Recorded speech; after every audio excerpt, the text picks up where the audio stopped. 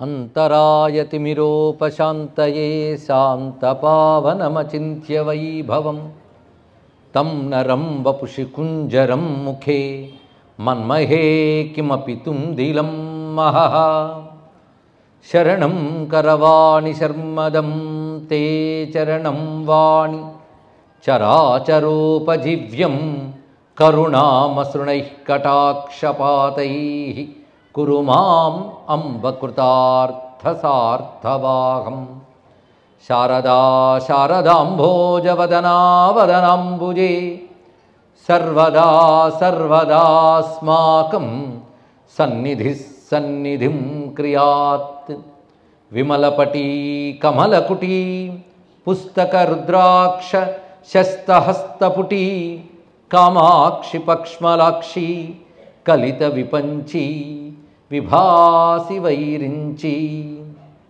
वागर्थाविव सम्पृक्तौ वागर्थप्रतिपत्तये जगतः पितरौ वन्दे पार्वती परमेश्वरौ गुरवे सर्वलोकानां भिषजे भवरोगिणां निधये सर्वविद्यानां दक्षिणामूर्तये नमः नारायणसमारम्भां व्यासशङ्करमध्यमाम् अस्मदाचार्यपर्यन्तां वन्दे गुरुपरम्परां नारायणं नमस्कृत्य नरं चैव नरोत्तमं देवीं सरस्वतीं व्यासं ततो जयमुदीरयेत् यज्ञेश अच्युत गोविंद माधव अनंत केशव कृष्ण विष्णु हृषीकेश वासुदेव नमोस्तुते पुंडरीकपुरमध्यवासिनीं वृत्तराजसहधर्मचारिणीं अद्रिराजतनयां दिने दिने चिंतयामि शिवकामसुंदरीं चिंतयामि शिवकामसुंदरीं सदंचितमुदंचित निकुंचित पदं झल झलंचलित मंजुकटकं पतंजलि दृगंजन मनंजन मचंचल पदं जनन भंजनकरं कदंब रुचिमंबर वसं परममंबुद कदंबक विडंबकगलं चिदंबुधिमणिं बुधवृदंबुजरविं परचिदंबरनटं हृदि भजा परचिदंबरनटं हृदि भजा परचिदंबरनटं हृदि भजा नमः शिवाय सांबाय शांताय परमात्मने मृत्युंजयाय रुद्राय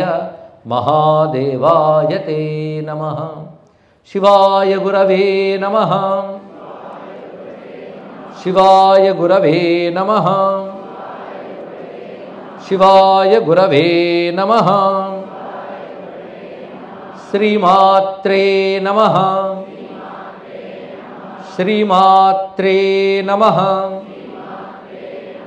श्रीमात्रे नमः श्री विष्णुरूपाय नमः शिवाय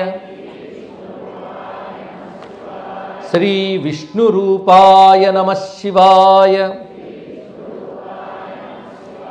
श्री विष्णुरूपाय नमः शिवाय यस्मात् सर्वं समुत्पन्नं चराचरमिदं जगत् इदं नमो नटेशाय तस्मै कारुण्यमूर्तये मूकं करोति वाचालं पंगुं लंघयते गिरिं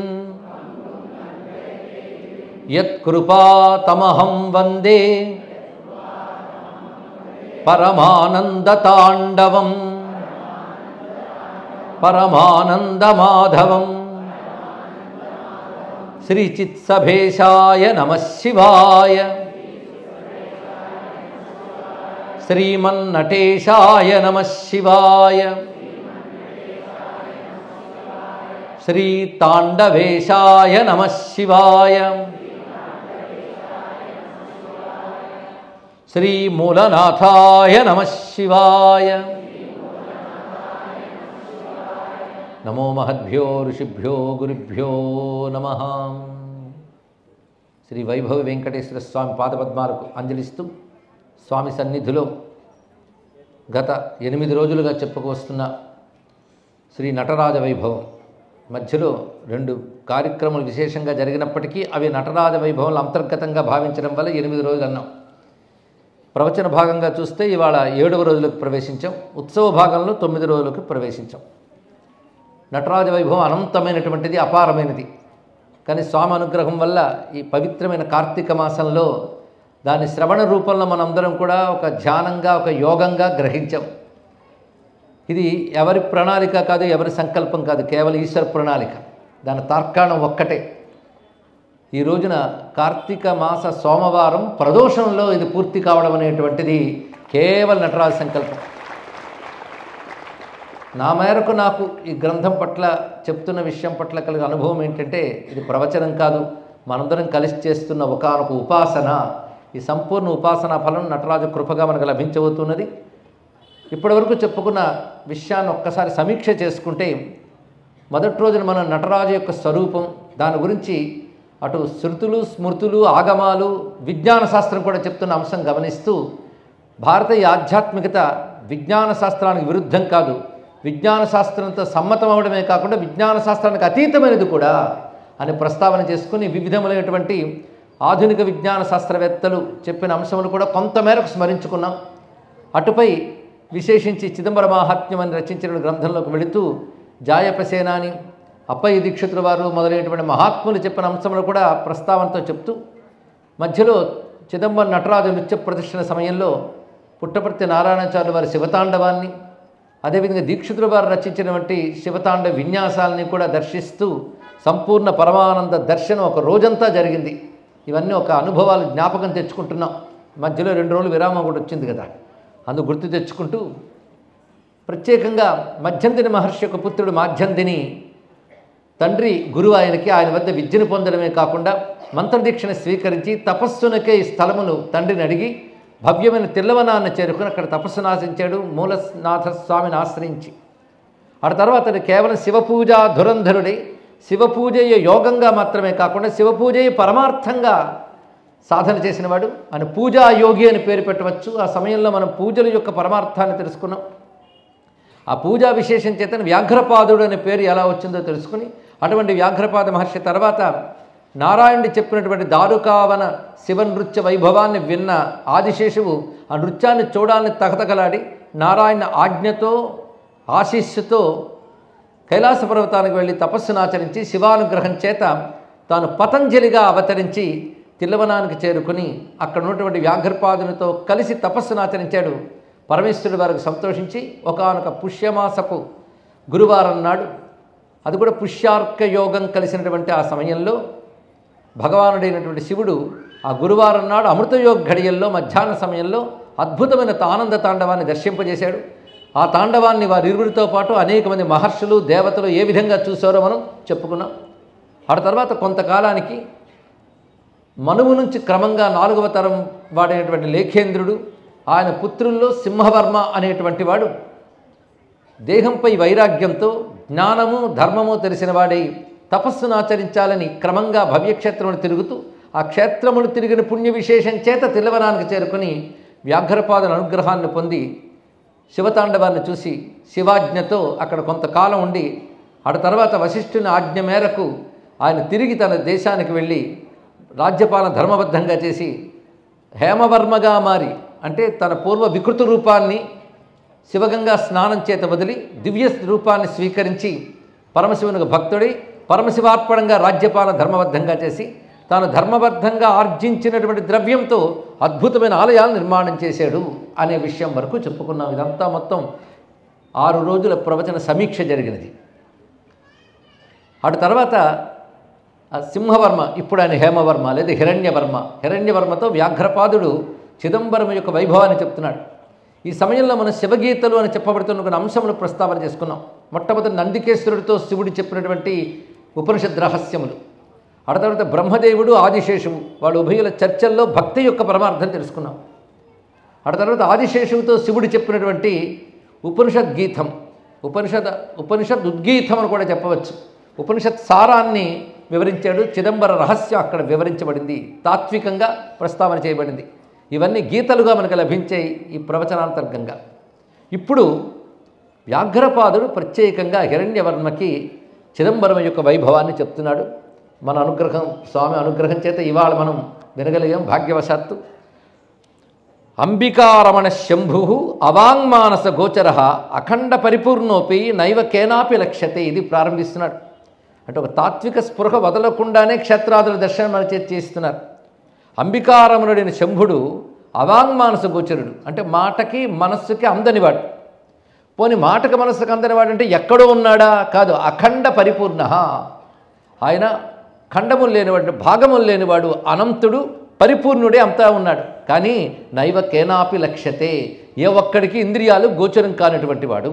తథాపి అయినప్పటికీ కూడా హే నృపసార్దూల దయయాచోదిత శివ, అయినప్పటికీ దయామయుడు గనక ఇంద్రియములకు గోచరించిన భగవానుడు సర్వవ్యాపకుడే ఉన్నటువంటి వాడు అయినప్పటికీ కూడా జనులను అనుగ్రహించడం కోసం వివిధ క్షేత్రాల్లో వివిధ రూపాలతో ఉంటాడు. కానీ క్షేత్రాలు ఎందుకు వచ్చాయంటే ఆ దయ వల్ల వచ్చాయి, భగవాను దయ వల్ల క్షేత్రములు వచ్చాయి.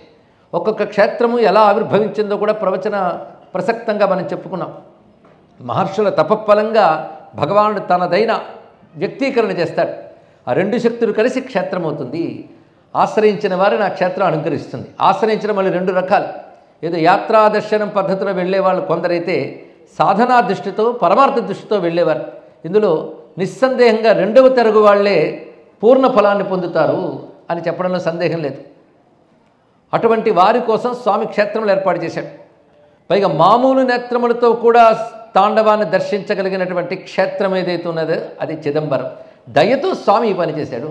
అంటే మనందరం చూడగలుగుతున్నామా మామూలు నేత్రాలతో? అంటే అక్కడ ఉన్న విగ్రహం సామాన్యం కాదు, దాని దర్శనం తాండవ దర్శనమే. కానీ కొంతకాలం పాటు అక్కడ సాధన చేసినట్లయితే పరమేశ్వరుని అనుగ్రహంతో ఒక దివ్యమైన దృష్టి ఏర్పడుతుంది. దానితో ప్రత్యక్షంగా తాండవం చూడవచ్చు అనేది ఆగమాలు వర్ణిస్తున్న విషయం. దాన్ని సాధన చేసి ఎంతమందో నేటికి దర్శిస్తున్న సిద్ధపురుషులు ఉన్నారో వారికి నమస్కారం. కనుక పురాణం ఎప్పుడు కూడా అసత్యం చెప్పదు. అయితే మనం ఆ సత్యాన్ని అనుభవంలోకి తెచ్చుకోగలమా లేదా అనేది తెలియవలసినది. విధానం ఒక సంవత్సర కాల దీక్షని మనకి ఆగమాలు చెప్తున్న దాన్ని స్కాంద పురాణం సూత సంహితలో చాలా విస్తారంగా చెప్తున్నది. అలా చేసిన మునుల గురించి ఉమాపతి శివాచార్యుల వారు అద్భుతంగా ప్రస్తావన చేస్తారు. మొత్తానికి దృశ్యో నృత్యతి జంతువునాం చార్మణేనాపి చాక్షుష కించ ముక్తిప్రదాయని జంతువునాం చంద్రశేఖర. ముక్తినిచ్చే క్షేత్రములు చాలా ఏర్పాటు చేసిన పరమేశ్వరుడు. అందులో ప్రధానంగా ఎన్నో క్షేత్రములు అఖండమైన భూమి యందున్నాయి, ప్రత్యేకించి భరతఖండమనందున్నాయి. వాటిలో తేషు అష్టషష్ఠి స్థానాన్ని ముక్తిదాయిని, మొత్తం 68 స్థానములు శివుడి సాన్నిధ్యం వహించి దర్శనమిచ్చేవి. ముక్తినిచ్చే క్షేత్రములు మొత్తం 68 కనబడుతుంటాయి. అంటే భోగక్షేత్రములు యోగక్షేత్రములు రెండు రకాలుగా ఉంటాయి. కొన్ని భోగాన్ని యోగాన్ని ఇస్తాయి, కొన్ని కేవలం యోగాన్ని ముక్తినిస్తాయి. అలాంటి ముక్తి క్షేత్రములు మొత్తం 68 ఉన్నాయి. ఈ 68లో మళ్ళీ కొన్ని విశేషములు చెప్పబడుతున్నాయి. వాటిలో మళ్ళీ 16 ముఖ్యములు, 16 3 స్థానములు ముఖ్యము అన్నారు. ఇప్పుడు 3 గురించి ఇక్కడ చెప్తున్నాడు వ్యాఘ్రపాదుడు హిరణ్యవర్మకి. పుండరీక పురంత్వేతత్ కాశీచ కమలాలయ తేషు స్థానేషు ఏ నిత్యం ఉషిత్వా కుర్వతే తపః కాలక్రమేణ ముచ్యంతే తే సర్వే క్షేత్రవైభవాత్. పుండరీకపురము, కాశీక్షేత్రము, కమలాలయ క్షేత్రమని 3 క్షేత్రములు ఉన్నాయి. ఈ 3 క్షేత్రములను చేరి అక్కడ ఆశ్రయించి నిత్యం ఉషిత్వా, అక్కడ నిత్యవాసం చేస్తూ కుర్వతే తపః, ఎవరు తపస్సును ఆచరిస్తారో వారు కాలక్రమేణ క్రమశః ముక్తిని పొందుతారు. కనుక వెళ్ళి రావడం పాప సంహారం. కానీ ఉండవలసింది అక్కడ తపస్సుతో నివసించాలి. నివసించడం అంటే అక్కడికి వెళ్ళి వ్యాపారం పెట్టుకున్నాం కనుక వాసం ఏర్పడిందని కాదు, తపస్సుతో వాసం చేయాలి. కనుక కాశీవాసం అన్నా క్షేత్రవాసం అన్నా తపస్సుతో చేసే వాసమునికే వాసమహిమ ఉంటుంది. మామూలుగా వెళ్ళి ఉన్నామంటే పాపం పోతుంది, అంతేగాని వాసమహిమ రావాలంటే తపస్సుతో చేయాలి. ఇది స్పష్టంగా చెప్తున్నాడు. ఉషిత్వా నిత్యం ఉషిత్వా కుర్వతే తపః. ఈ విధంగా చేస్తే తప్పకుండా ముక్తి లభిస్తుంది. అంత తేలికంటే ముక్తి అంటే క్షేత్రం అంత గొప్పది నాయన అన్నాడు. క్షేత్ర వైభవాత్ అన్నాడు. క్షేత్రం యొక్క గొప్పతనం అది. ఇక్కడ ఈ విషయాన్ని జ్ఞానాదేవ కైవల్యం అని చెప్తారు కదా, క్షేత్రాల వల్ల ముక్తి వస్తుందా అనే మాటకి అద్వైత సిద్ధాచార్యుడు నైష్కర్మ్య సిద్ధి గ్రంథ రచయిత అయినటువంటి సురేశ్వరాచార్యుల వారు అత్యద్భుతంగా కాశీ ముక్తి మీమాంసపై అద్భుతమైన వివరం చెప్పారు. అక్కడ జ్ఞానాదేహ కైవల్యమే. ఆ క్షేత్రంలో అంతకాలం తపస్సు చేయడం వల్ల పరమేశ్వరుడు అతని బుద్ధికి బ్రహ్మజ్ఞానాన్ని స్ఫురింపజేసి ముక్తిని ఇస్తాడు. మొత్తం జ్ఞానం వల్లనే ఇస్తాడు. ఇది కూడా తెలుసుకోవాల్సింది. అందుకే ఇక్కడ మాట అన్నాడు, కాలక్రమేణ అనే మాట చెప్పడంలో క్రమశః అని. మరణంతో ముక్తి వస్తుందా అంటే ఆ మరణ సమయంలో జీవుడికి ఆయన ఇచ్చేటువంటి బ్రహ్మజ్ఞాన ప్రకాశం సామాన్యమైంది కాదు. ఈ 3 క్షేత్రములు అటువంటివే. ఈ 3 క్షేత్రంలో మళ్ళీ వాటికి గొప్పతనం చెప్తున్నాడు. వీటి యొక్క స్థానముల్ని వర్ణించాలంటే సామాన్యమైంది కాదు సుమా. ఇవి ఒక్కొక్కటి ఒక్కొక్క విధంగా ముక్తినొస్తాయి. ఏషాం త్రయాణం స్థానానాం కో వర్ణయిత వైభవం యజ్జంతుర్లభతే ముక్తిం దర్శనాత్ మరణాత్ జనేహే. దర్శనాత్ మరణాత్ జనేహే 3 రకములుగా ఇక్కడ ముక్తి లభిస్తుంది. జననంతో ముక్తినిచ్చే క్షేత్రం కమలాలయం. అంటే ఆ క్షేత్రంలో పుడితే చాలు ముక్తిట. అంటే అర్థం అక్కడ పుట్టి నివసిస్తూ తపస్సు చేస్తూ కలుపుకోవాలి వాడికి. ఇక్కడ జన్మ మాత్రం చేతనే అక్కడ ముక్తినిస్తుంది. ఈ కమలాలయాన్ని తిరువారూరు అని అంటారు. ఇక్కడ తిరువారూరు క్షేత్రం అంటే చాలామందికి తెలిసి ఉంటుంది. త్యాగరాజ స్వామి వారు పుట్టిన ఊరు. త్యాగరాజ స్వామి వారు కాదు, సంగీతంలో మూర్తిత్రయం అనే 3 అక్కడే పుట్టారు. కనుక వాళ్ళ మోక్షమా అని సందేహించక్కర్లేదు. మోక్షం గ్యారంటీ అని శాస్త్రం చెప్తుంది. ఇక్కడ 3 మహానుభావులు. ఒకరు త్యాగరాజ స్వామి వారు, రెండో వారు ముత్తుస్వామి దీక్షితుల వారు, మూడో వారు శ్యామశాస్త్రి గారు. శ్యామశాస్త్రి గారిని కూడా వ్యవహారం. చిత్రం ఏంటంటే 3 అక్కడ పుట్టారు, కానీ 3 అక్కడ ఎక్కువ కాలం లేరు. వివిధ స్థలాలకు వెళ్ళిపోయారు. అందులో ముత్తుస్వామి దీక్షితుల వారైతే గురువుని ఆశ్రయించి చాలా కాలం కాశీక్షేత్రంలో ఉంటూ శ్రీ విద్యా సిద్ధుడై మళ్ళీ తిరిగి వచ్చి ఎట్టయ్యపాళెం అనే ప్రాంతం వద్ద ఆయన సిద్ధి పొందాడు. ఇక త్యాగరాజ స్వామి వారు అయితే తిరువయ్యారు అని తిరువారూరు కొంత సమీపంలో పంచనద క్షేత్రంలో వాళ్ళ నాన్నగారి కాలంలోనే పుట్టిన తర్వాత అక్కడ స్థిరపడ్డారు. త్యాగయ్య పుట్టిన తర్వాత ఆయన అక్కడే ముక్తి పొందాడు. కావేరీ తీరంలో తిరువయ్యారులో పుట్టింది మాత్రం తిరువారూరు. ఇక ఈ మహానుభావుడు తంజావూరులో స్వర్ణ కామాక్షిని ఆరాధిస్తూ ముక్తి పొందినవాడు శ్యామశాస్త్రి. వాడు పుట్టింది అటు చోటు. అటువంటి కమలాలయం. ఇక్కడ పరమేశ్వరుడు వల్మీకేశ్వరుడు అనే పేరుతోని త్యాగరాజేశ్వరుడు అనే పేరుతో చెప్తాడు. నిజంగా రాజు అయితే భోగం ఉంటుంది, కానీ త్యాగం ఉండదు. త్యాగం ఉంటే భోగం ఉండదు. కానీ భోగస్థానమైన రాజుకి త్యాగం ఎక్కడ చేతనవుతుంది అంటే మా శివుడికి చేతనవుతుందన్నారు. త్యాగరాజు అంటే ఆయన ఇక్కడ. భోగరాజులు చాలామంది చూస్తా కానీ త్యాగరాజు. అక్కడ ఆయన దర్బారు ఉంటుంది ప్రత్యేకంగా. అక్కడ శివుడు త్రిశూలం మొదలైన పెట్టుకోడు. కిరీటం ధరించి రాజుగా ఒక రాజదండం పట్టుకుని ఉంటాడు. చూడవలసినది అత్యద్భుతమైన చోటు. సోమాస్కంద స్వరూపం. అది నారాయణ యొక్క హృదయంలోంచి వచ్చినటువంటి స్వరూపం. దానికి పెద్ద కథ ఉంది. అది తిరువారు. ఇక్కడ తర్వాత చెప్పుకోవాల్సింది కాశీక్షేత్రం.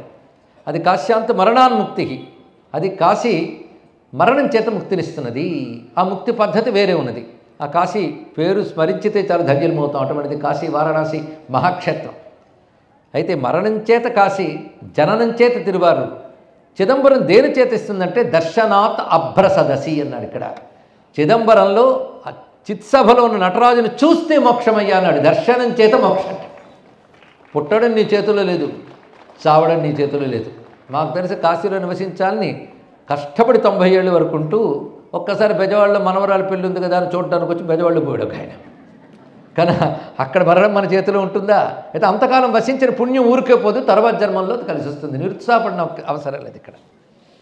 మొత్తానికి జననం మరణం మన చేతుల్లో లేదు. ఫలానా చోట పుడతామని డిసైడ్ చేసుకుని పుడతామా? మరణం కూడా మన చేతుల్లో లేదు. కానీ మన చేతుల్లో ఉన్నట్టు కనిపించేది ఒకటి ఉన్నది.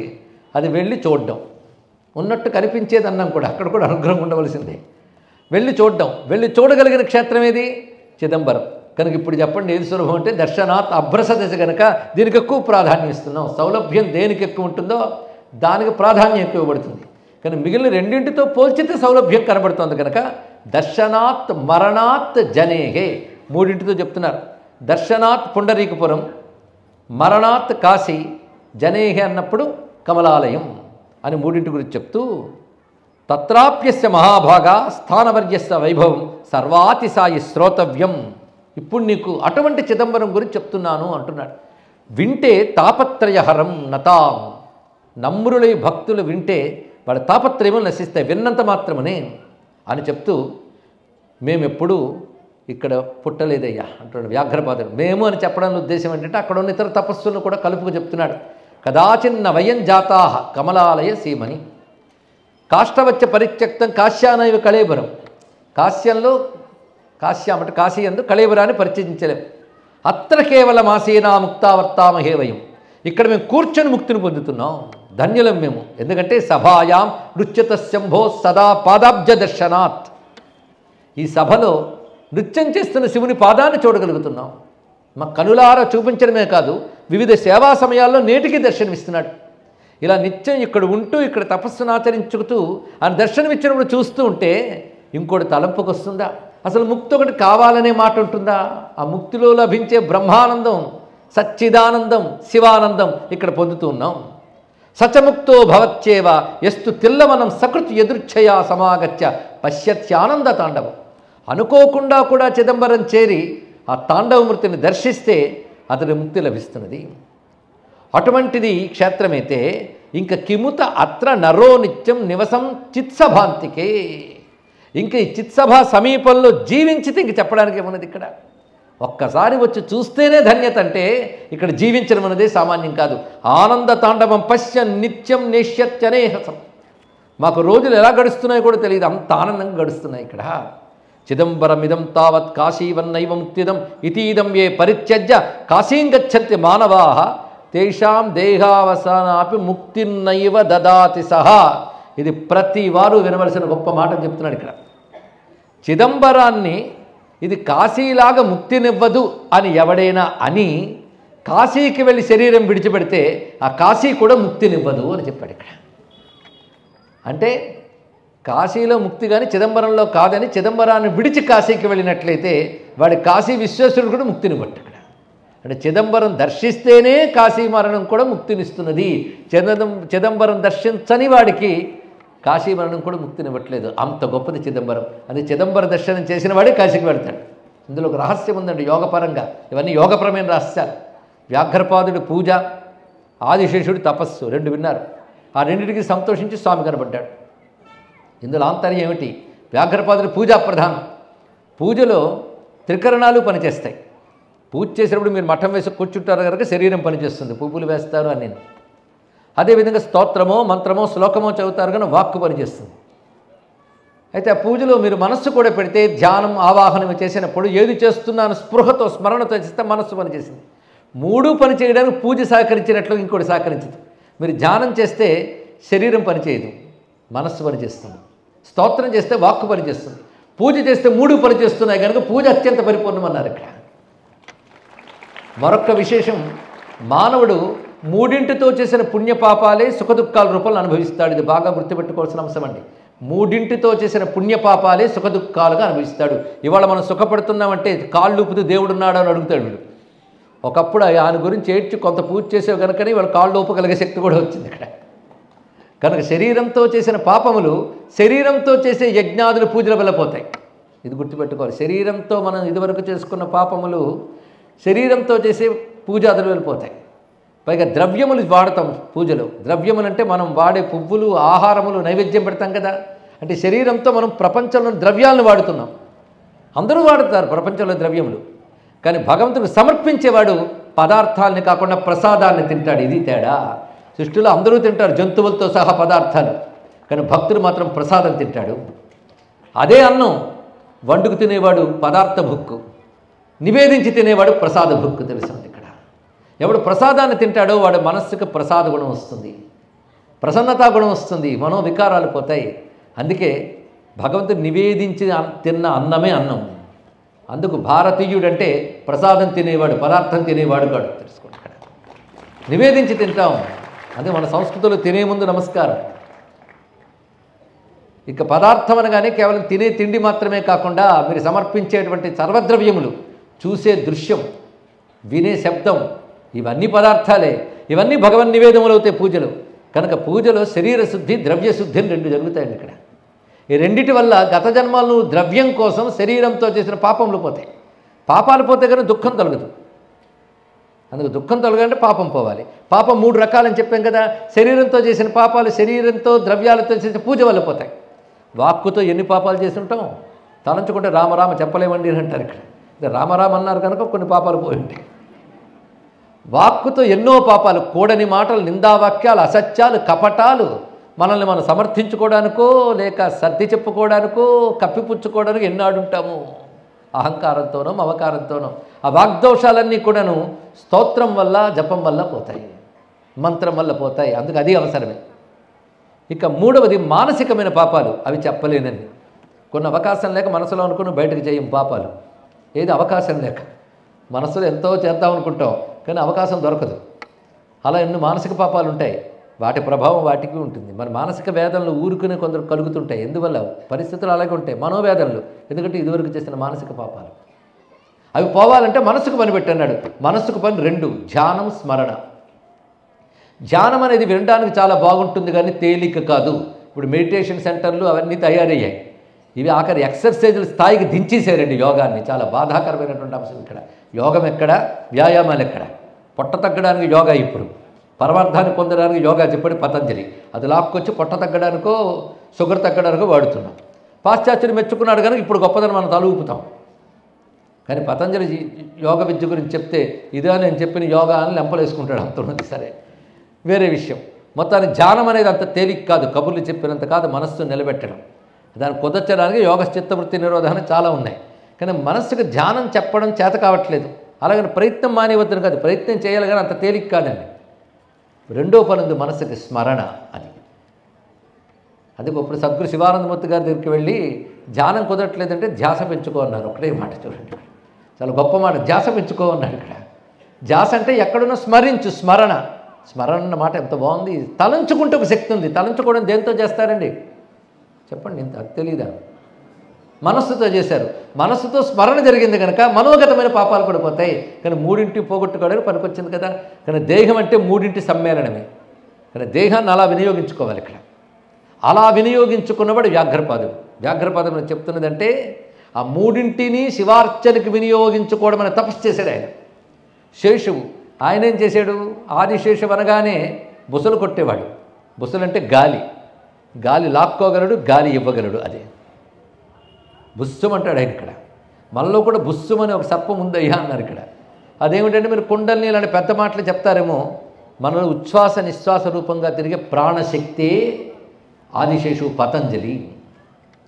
శరీరం అని చెప్పబడేటువంటి దేహము, మాట, మనస్సు, ఈ మూడు కలిపి శరీరం అంటున్నాం.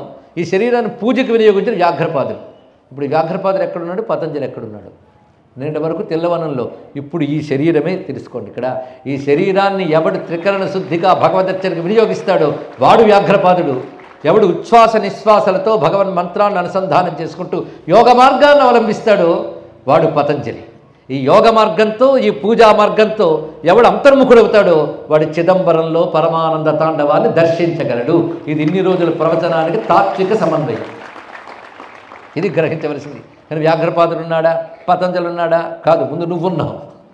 నువ్వు వ్యాఘ్రపాదుడు అయిపో, నువ్వు పతంజలి వైపో. బుద్ధుల్ని అంతర్ముఖం చేయి. నీ చిత్సభలో, నీ హృదయాంతరంలో. ఆయన చెప్పాడు కదా, చిత్సభ అంటే ఏమిటో? హృదయం, దాహరం. అక్కడ తాండవం చూస్తావు. అలా చూసిన వాళ్ళు వాళ్ళు తరించడమే కాకుండా 10 మందిని తరింపజేయగలరు, అనుభూతిని పంచి. అదే చేస్తున్నాడు హిరణ్యవర్మకు చెప్తూ వ్యాఘ్రపాదుల వారు. అందుకే చిదంబరం విషయం చెప్తున్నాడు. కానీ చిదంబరం కాదని కాశీముక్తినిస్తుందని కానీ ఎవడైనా చిదంబరం విడిచి కాశీకి వెళితే అది కూడా ఇవ్వదయ్యా అన్నాడు ఇక్కడ. అంటే చిదంబరం మీద ప్రేమ ఉన్నవాడికి కాశీ తప్పకుండా ఇస్తుంది.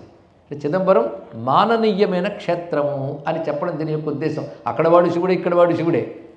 కానీ క్షేత్రం దీనిలో మరొక అంతరం ఏంటంటే కాశీక్షేత్ర స్థానం మొన్న గుర్తుంటుంది. యోగపరంగా ఎక్కడెక్కడ ఏ ఏ క్షేత్రాలు ఉన్నాయో చెప్పుకున్నాం. కానీ ఇప్పుడు చెప్పిన మాట విన్నారు కదా, చిదంబరాన్ని కాదని కాశీకి వెళ్ళినా అక్కడ శివుడు మోక్షం ఇవ్వడు, చిదంబర ప్రేమ లేని వాడికి ఇవ్వడు అని. చిదంబరావమానేన ప్రసేదెచ్చ నశంకర. చిదంబరాన్ని అవమానించేవాడిని శంకరుడు అనుగ్రహించడు. ఈ మాటలు స్పష్టం చెప్తాను. దీని అర్థం ఏంటంటే చిదంబర స్థానం ఏదన్నా అనాహతం, కాశీక్షేత్రం భూమధ్యం. హృదయంలో పరమాత్మను దర్శించగలిగితే ఆయన తాండవ శోభతో ఆయన భూమధ్య ఆజ్ఞాచక్రంకి జీవచైతన్యాన్ని తీసుకువెళ్ళి ముక్తినిస్తాడని తెలుసుకోవాల్సింది ఇక్కడ. కానీ ఇక్కడ ఆయన దర్శించలేనివాడు అక్కడ దర్శించలేడంటే ఆంతర్యం ఇదండి. అయితే ఇది ఇప్పుడు సమయం లేదు, సాధనాపరమైన పెద్ద క్లాస్ కాదు కనుక, యోగ క్లాస్ కనుక చెప్పలేదు. కానీ హృదయం ఎక్కడుంది అనే దాని గురించి రీసెర్చ్ చాలా ఉన్నది. అది మరో ఎప్పుడైనా ప్రవచనంలో చెప్పుకోవచ్చు. హృదయం ఉన్నది ఇక్కడ, అక్కడ, ఇక్కడ, ఎక్కడ. పోనీ ఇలా ప్రశ్నలు కొన్ని వదిలిపితే మంచిది. మళ్ళీ ఎప్పుడైనా వచ్చినప్పుడు గుర్తుంచుకుంటారేమో. లేదా ఎప్పటికప్పుడు మేము ఫ్రెష్ అండి అని దులిపేసుకుంటే నేను చేసేది ఇంకా. హృదయం ఎక్కడ అనే దాని మీద పెద్దది ఉంది. ఒక ఆయన హృదయస్థానం మధ్యలో ఉంటుందంటే పరమహంస అలా చెప్తే రమణుల వారు కొంచెం కుడివైపు అని చెప్పారు, కాస్త ఇటు ఉంటుందట. అది మీరు గమనించితే చిదంబర క్షేత్రంలో నటరాజు దర్శనం నేరుగా మధ్యలో వరదు, కొంచెం పక్కకు ఉంటుంది అక్కడ. అంటే పరమేశ్వర స్థానం అటు ఉంటుంది, కుడివైపు ఉంటుంది. అది ఎలా ఉంటుందండి అది కొంతమంది కేవలం భూమధ్యంలో దృష్టి పెట్టి వెళ్తారు. హృదయస్థానం ఏదంటే వాడు పూర్వజన్మ నుంచి అభ్యసించిన యోగం బట్టి పరమాత్మ వాడికి ఎక్కడ ప్రకటింపబడతాడో అది హృదయస్థానం. ఇది తెలుసుకోవాల్సింది. ఒక్కొక్క యోగి ఒక్కొక్క పద్ధతులు ఉంటాడు. ఇది క్లుప్తమైన అన్వయం, దానికి యోగశాస్త్రంతో చాలా విస్తారం ఉంది, తెలుసుకోవడం కోసం చెప్తున్నాం. కానీ ఎవరికి సాధన సమయంలో దృష్టి 2 చక్రముల యందు దేని యందు హాయిగా నిలబడుతుందో దాని యందు చేస్తే చాలు. ఒక్కొక్కరికి వాడు పూర్వకృత అభ్యాసం వల్ల, ఎందుకంటే ఇవాళ మనం ఇక్కడ ఉన్నామంటే అనేక జన్మల అభ్యాసం చేతున్నాం. ఆ అభ్యాసం నుంచి మళ్ళీ ఇప్పుడు ప్రారంభమవుతుంది యోగం. ఇది రహస్యం. అందుకే చిదంబరావ మానేన ప్రసీదెచ్చ నశంకర వసంతస్తత్ర మనుజా మహేశమతేజస జీవన్ముక్తాశ్చ దృశ్యంతే జగద్వ్యాపార నిష్ఠితా. చిత్రం ఏంటంటే ఇక్కడ నివసించే వారందరూ కూడా శివునితో సమానమైన తేజస్సు కలవారే చిదంబరంలో. వాళ్ళు ప్రపంచ వ్యవహారాలతో ఉన్నట్టు కనబడతారు, కానీ వాళ్ళ జీవన్ముక్తులే సుమా తెలుసుకోవాల్సినది. అటువంటి దివ్యమైన శంకర తాండవాన్ని నువ్వు వాళ్ళు చూసావు, ధన్యుడివయ్యో అంటూ చిదంబర విశేషాలని రహస్యాన్ని తెలియజేశారు. అటుపై ఇతను నిర్మించినటువంటి ఆలయములు వాటి యొక్క వైభవం ఇవన్నీ అయిన తర్వాత ఇక్కడ అనేక మంది ఏ విధంగా సాధన చేస్తారు అంటే శివగంగలో స్నానం చేసి సంవత్సర కాలం తపస్సు చేసి సిద్ధి పొందిన వారు ఉన్నారు. ఈ సంవత్సర కాలం ఎలా తపస్సు చేస్తారు అనేది ఉమాపతి శివాచార్యుడు అనేటువంటి చిదంబర యోగి అద్భుతంగా వివరిస్తాడు. అదేవిధంగా ఒకప్పుడు శౌనకుడు అనేటువంటి మహర్షి ఆయన భృగువంశ సంజాతుడు, అంటే భృగు మహర్షికి సంబంధించిన సంతతికి చెందినవాడు. అస్తి శౌనక ఇత్యుక్తో భృగూణాం అగ్రణీర్ముని. భృగువంశ సంజాతులు ఋషులు అందరూ ఉన్నారు, అందులో ఇతను అగ్రణి, అంటే మొట్టమొదటి లెక్కించదగ్గవాడైన అటువంటి ముని ఒకప్పుడు నందీశ్వరుడి వద్దకు వెళ్ళి నమస్కారం చేసి తాను యోగ సిద్ధుని గురించి మాట్లాడుతూ శివుని యొక్క తాండవం గురించి వినడమే కానీ మేము ఎప్పుడు చూడలేదు. సంధ్యాకాల తాండవం చేస్తాడని విన్నాం, సంధ్యారంభ విజృంభితం అని చెప్పినట్లుగా తాండవం తనుతే శంభు సర్వమంగళయా సహా జగతా ఉపకారాయ, జగత్తుకు ఉపకారం కలిగించడం కోసం స్వామి తాండవం చేస్తాడు. సంధ్యా తాండవం, సంధ్య అంటే ఏ సంధ్య? అదో పెద్ద ప్రశ్న. ప్రదోషమా, మధ్యాహ్నమా, ప్రాతకాలమా? ప్రదోషంలో శివుడు తాండవం చేస్తాడని ప్రసిద్ధి కదండి అంటే ప్రదోష తాండవానికి ప్రశస్తి చెప్పారు, కానీ ప్రదోషంలో మాత్రమే తాండవం చేయడు, ఇది ఒక రహస్యం. మధ్యాహ్న తాండవం మధురలో చేస్తాడు ఆయన. ఇక్కడ మాట చెప్తున్నాడు, త్రిసంధ్యమితి విస్తృతం, 3 సంధ్యల్లో అన్నాడు. ఇక్కడ 3 సంధ్యల్లో గాయత్రి రూపమైన తేజస్సు ఏది ఉందో అది శివతాండవ వైభవం. ఇది ఒక రహస్యమైన అంశం. గాయత్రి మంత్రాల భర్గ శబ్దం శివతత్వాన్ని తెలియజేస్తున్నది. జపం చేసేవాళ్ళు న్యాసంలో భర్గహ వచ్చినప్పుడు రుద్రాయాన్ని చేస్తారు, అది కూడా గ్రహించవలసినది. ఇవన్నీ రహస్యములు. కనుక సూర్యమండలాంతర్గతమైనటువంటి పరమేశ్వర తేజస్సు ఉందో అది బ్రహ్మ విష్ణు శివాత్మకం. అది బ్రహ్మ విష్ణు శివాత్మకం కనుక ముగ్గురికి వర్తిస్తుంది. ఇక్కడ ఆ ముగ్గురు స్వరూపుడైన పరమేశ్వరుడు త్రిసంధ్యల్లోని ఆరాధింపబడతాడు. ఆ మాటకు వస్తే మొట్టమొదటి చిదంబరంలో కూడా వీళ్ళకి తాండవం చూపించింది మధ్యాహ్న కాలం, మరో రాదు. కనుక త్రిసంధ్యమితి విస్తృతం తాండవం, 3 సంధ్యల్లోని విన్నాం. ఎక్కడ చేస్తాడు తాండవం అడుగుతున్నారు ఎవరు? కనెక్ట్ అవ్వండి. అదే డ్యాన్సులు, పూజలు, చప్పుళ్ళు, పాటలు అంటే ఓహో ఊగిపోతాం, మంచిదే, కాదని కాదు, అక్కడితో ఆగిపోకూడదు. అప్పుడు ఊగిపోండి కానీ ఆగిపోకండి, దాని పైన రావాలి. జ్ఞానంతోనే మోక్షం, తెలుసుకోవాలి. తెలుసుకోవడానికి మనం సిద్ధం కావాలి. ఇక్కడ ఏకాగ్రతతో. నేనేం మీకు 60 భాషలోనూ ఇంగ్లీష్లోనూ చెప్పట్లేదు, తేట తెలుగులో చెప్తున్నాను. ఆధ్యాత్మికత అనేది సామాన్యం కాదు, శ్రద్ధగా వినవలసింది ఇక్కడ అవసరం. అందుకు చెప్పింది ఏకాగ్రంగా వినవలసింది. ఎవరు అడుగుతున్నారు? శౌనకుడు నందికేశ్వరుని అడుగుతున్నాడు అని ఎవరు చెప్తున్నారు? వ్యాఘ్రపాదుల వారు హిరణ్యవర్మతో చెప్తున్నారు ఇక్కడ వృత్తాంతం అని. ఎక్కడ చేస్తాడు స్వామి సంధ్యల్లో తాండవం? దివివా భువివా తత్తు పర్వతేవా జలేపివా వనేవు ఉపవనేవాపి తథా పితృవనేపివా మండలే చాండభానోర్వా బింబేవా శీతరోచిష స్థానే శ్వేతేషు భౌమేషు కుత్ర దృశ్యేత తాండవం. ప్రశ్న జాగ్రత్త వినాలి. శివుడు ఎక్కడున్నాడు అనలేదు, తాండవం ఎక్కడ చేస్తాడు? ఆయన చేసే తాండవం ఎక్కడ కనబడుతుంది? ఆ ప్రశ్నలో ఉన్నటువంటి మాట అండి. తాండవం ఎక్కడ చేస్తాడని ప్రశ్న వేస్తే ఎవరైనా పొరపాటున మొదటి రోజు శ్రద్ధగా విని ఉంటే, ఇది పొరపాటున మొదటి రోజు శ్రద్ధగా విని ఉంటే, తాండవం ఎక్కడ చేస్తాడు ఏంటంటే అన్ని చోట్ల చేస్తాడని మీరు చెప్పారు కదా, ప్రతి అణువులో శివతాండవం ఉంది, నా శరీరంలో అణువణువునా శివతాండవం ఉంది, ప్రపంచమంతా శివతాండవం ఉంది, శివతాండవం లేకపోతే ప్రపంచమే లేదని చెప్తారు ఇక్కడ. అదే జాగ్రత్తగా ప్రశ్న. శివతాండవం ఎక్కడ చేస్తాడనకుండా శివతాండవాన్ని ఎక్కడ చూడగలము అన్నాడు. ప్రశ్న చాలా గొప్పది ఇక్కడ. ఎక్కడ చూడగలం? దివివా భూవివా? దివియందు అంటే ద్యులోకము, దేవలోకమునుందా? దివి అంటే ఆకాశం అని కాదు, ద్యులోకం అని అర్థం ఇక్కడ. భూమి ఎందా అంటే భూమి ఎందా, పర్వతమునందా, జలమునందా, వనాల్లోన, ఉపవనాల్లోన, పితృవనములోన అన్నాడు. పితృవనం అంటే శ్మశానం. శ్మశానంలో తాండవం చేస్తాడా? మండలే చండభానుర్వా శీతరోచిష, సూర్యమండలంలో నాట్యం చేస్తాడా? చంద్రమండలంలోనా? అంటే అర్థం ఇక్కడ ఉంటాడు, ఇక్కడ స్వామిని గోచరింపజేసుకోవచ్చు. కానీ స్థానేషు ఏతేషు భౌమేషు కుత్ర దృశ్యేత తాండవం. భౌమేషు, ఆ శబ్దం జాగ్రత్తగా వినాలి. భూమి యందున్న స్థానముల్లో లేదా భూమి నుండి చూడగలిగే స్థానముల్లో రెండు మాటలు ఉన్నాయి ఇక్కడ. భూమి నుండి చూడగలిగేవంటే సూర్యమండలం, చంద్రమండలం. ఇది భూమి యందున్నా చూడగలం. అలా భూమి యందు అంటే పర్వతాలు, ఇవన్నీ భూమి యందు ఉన్నాయి. ఇలాంటి భూమి యందు ఉన్న స్థానాల్లో శివతాండవాన్ని ఎక్కడ చూడవచ్చు? దృశ్యేత, చూచుట అంటే అనుభవమునకు తెచ్చుకొనుట. ఇది అర్థం తెలుసుకోవాలి ఇక్కడ. శివతాండవాన్ని చూచుట అంటే అని డ్యాన్స్ చేస్తున్నాం, మనం నిద్రపోతే చూడలేం. కానీ ఎప్పుడైనా చూచుట అంటే అనుభవించుట. రుచి చూశారండి అంటారు ఎవరైనా. రుచి చూశారంటే రుచి ప్రత్యక్షం అవుతుందా కంటికి? చూశారంటే అనుభవించారని అర్థం ఇక్కడ. గోచరము అంటే ఇంద్రియములకు గోచరించుట, అనుభవము అని అర్థం ఇక్కడ. ప్రత్యక్షం అన్న అక్షములు అనగా ఇంద్రియాలు. ఇంద్రియాలకు గోచరించడానికి ప్రత్యక్షం అంటారు, కంటికి కనబడమే మాత్రమే కాదు. ఇది తెలుసుకోండి ఇక్కడ. కనుక ప్రత్యక్షం అంటే రుచి కూడా ప్రత్యక్షమే, శబ్దం కూడా ప్రత్యక్షమే. అక్షం అనగా ఇంద్రియం. కనుక శివుణ్ణి ప్రత్యక్షంగా చూడవచ్చా? ఎక్కడ అంటే నాయన కైలాసంలో ఆయన అసలు తాండవం ఉంటుంది ఇక్కడ. కానీ అది పార్వతీదేవి చూస్తుంది అందులో ప్రధానంగా. అక్కడ కొన్ని సమయాల్లో ఒక సభలో భగవానుడు దేవతలకి ఋషులకి యోగ్యులైన వాళ్ళకి కనబెట్టి చేస్తాడు. కానీ అసలు తాండవం మాత్రం చూసేది కైలాసే సర్వదా దేవ తాండవం తనుతే ముని కేవలం తమ్ ఉమాదేవి పశ్యతి అన్యోన పశ్యతి. ఉమాదేవి మాత్రమే చూస్తుంది. కానీ భూమి యందు ఆయన తాండవాన్ని చూడగలిగే అవకాశం ఉన్నటువంటి చోటు ఏదంటే పుండరీకపురే కింతు భగవాన్ అనిశం శివ శ్రీమద్దభ్రసభా మధ్యే తనోత్యానంద తాండవం. ఈ పుండరీకపురంలో, ఈ చిదంబరంలో స్వామి అభ్రసభ, దభ్రసభ రెండు పేర్లు చెప్పాడు. అభ్ర అంటే ఆకాశం, దభ్ర అంటే దహరం.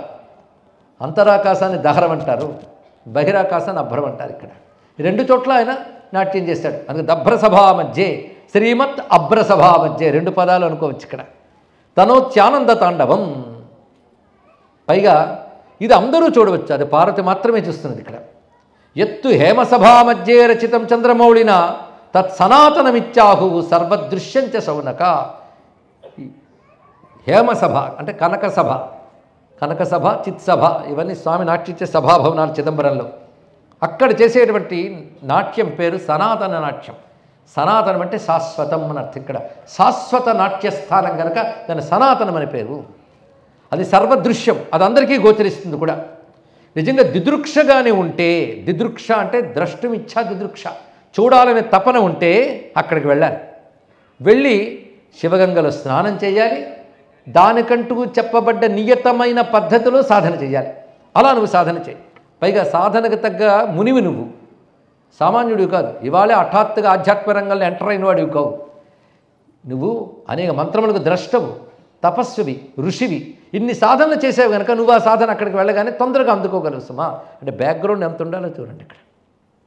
అది చూపిస్తున్నాడు. హఠాత్తుగా మెడిసిన్ సీట్లో కూర్చోగా ఎల్కేజీ నుంచి ఎంతవరకు చదువుతాం అక్కడ, అంతవరకు చదివినవాడు అక్కడికి వెళ్ళగానే వెంటనే అందుకోగలడు అక్కడ.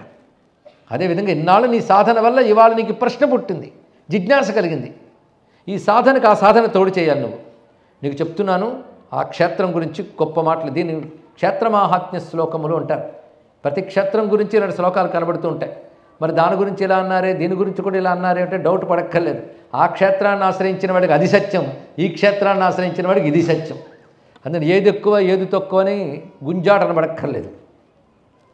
అది ఒక ప్రవచనంలో చెప్పినట్టున్నాను ఈ మధ్య 7 రోజుల్లో.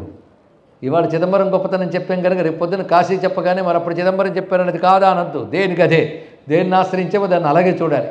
అయితే ఒక క్షేత్రాన్ని ఆశ్రయించినప్పుడు ఇంకొక క్షేత్రాన్ని తక్కువగా చూడరాదు అనేది సామాన్య నియమం. ఇది బాగా తెలుసుకోవాల్సింది. ఒక తీర్థంలో స్నానం చేస్తూ ఈ తీర్థంలో చేసాం కానీ చాలా మంచిదండి అనడం కానీ ఆ తీర్థం కంటే ఇది మంచిదండి అంటే ఏ తీర్థదేవత అనుగ్రహించదు సరికదా. తీర్థకృత పాపం అనే కొత్త పాపఫలం వస్తుంది. ఇది తెలుసుకోండి. ఇక్కడ ఎప్పుడు కంపారిజన్స్ కూడదు, అది తెలుసుకోవాల్సినది. అయితే ఆ క్షేత్రానికి వెళ్ళి దాని ప్రశస్తి చెప్తూ దీన్ని మించింది లేదంటే తప్పు లేదు. కానీ ఇది వరకు వాటిని తలంచుకొని దానికంటే ఇది గొప్పది కానీ ఇక్కడికి వచ్చేసాను కానీ దీనికంటే అది గొప్పదని కానీ అనరాదు. ఇది ఇప్పుడు ప్రతివారు క్షేత్రయాత్రలు చేయవలసిన వాళ్ళకు ఉండాలి. ఎందుకంటే మనస్సు అనేక పాపవాసన సంస్కారాలతో ఉంటుంది. ఎప్పుడు ఏ ఆలోచన వస్తుందో తెలియదండి.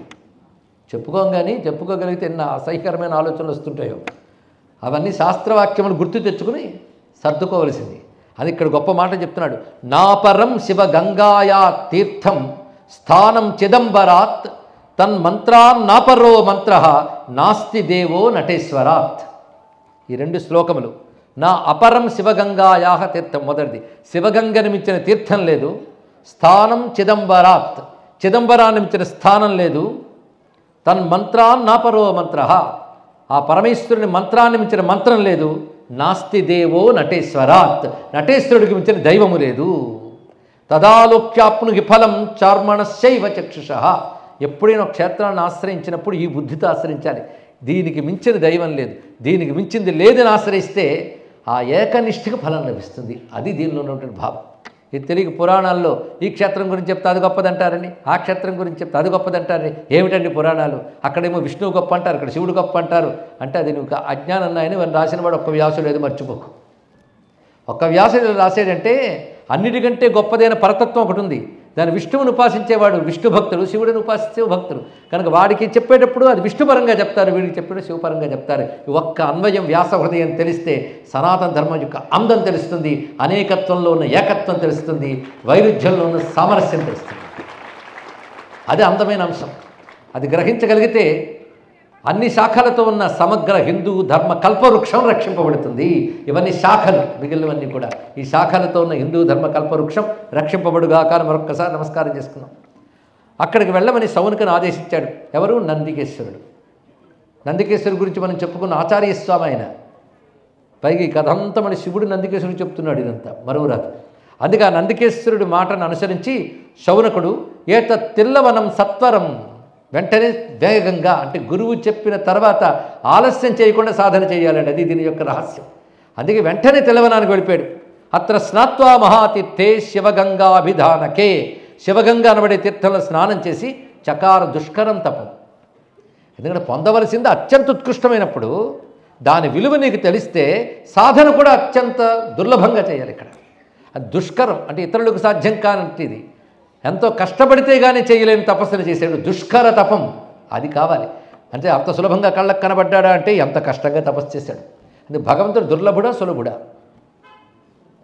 సులభ సుబ్రత సూక్ష్మ కనుక సులభుడండి అన్నాడు. మరి దుర్లభో దుర్గమో దుర్గో అన్నారు కనుక దుర్లభుడు. దుర్లభుడు అంటే కష్టపడితే కానీ దొరకడు, సులభుడు అంటే సులభంగా దొరుకుతాడు. ఏదో ఒకటి చెప్పండి.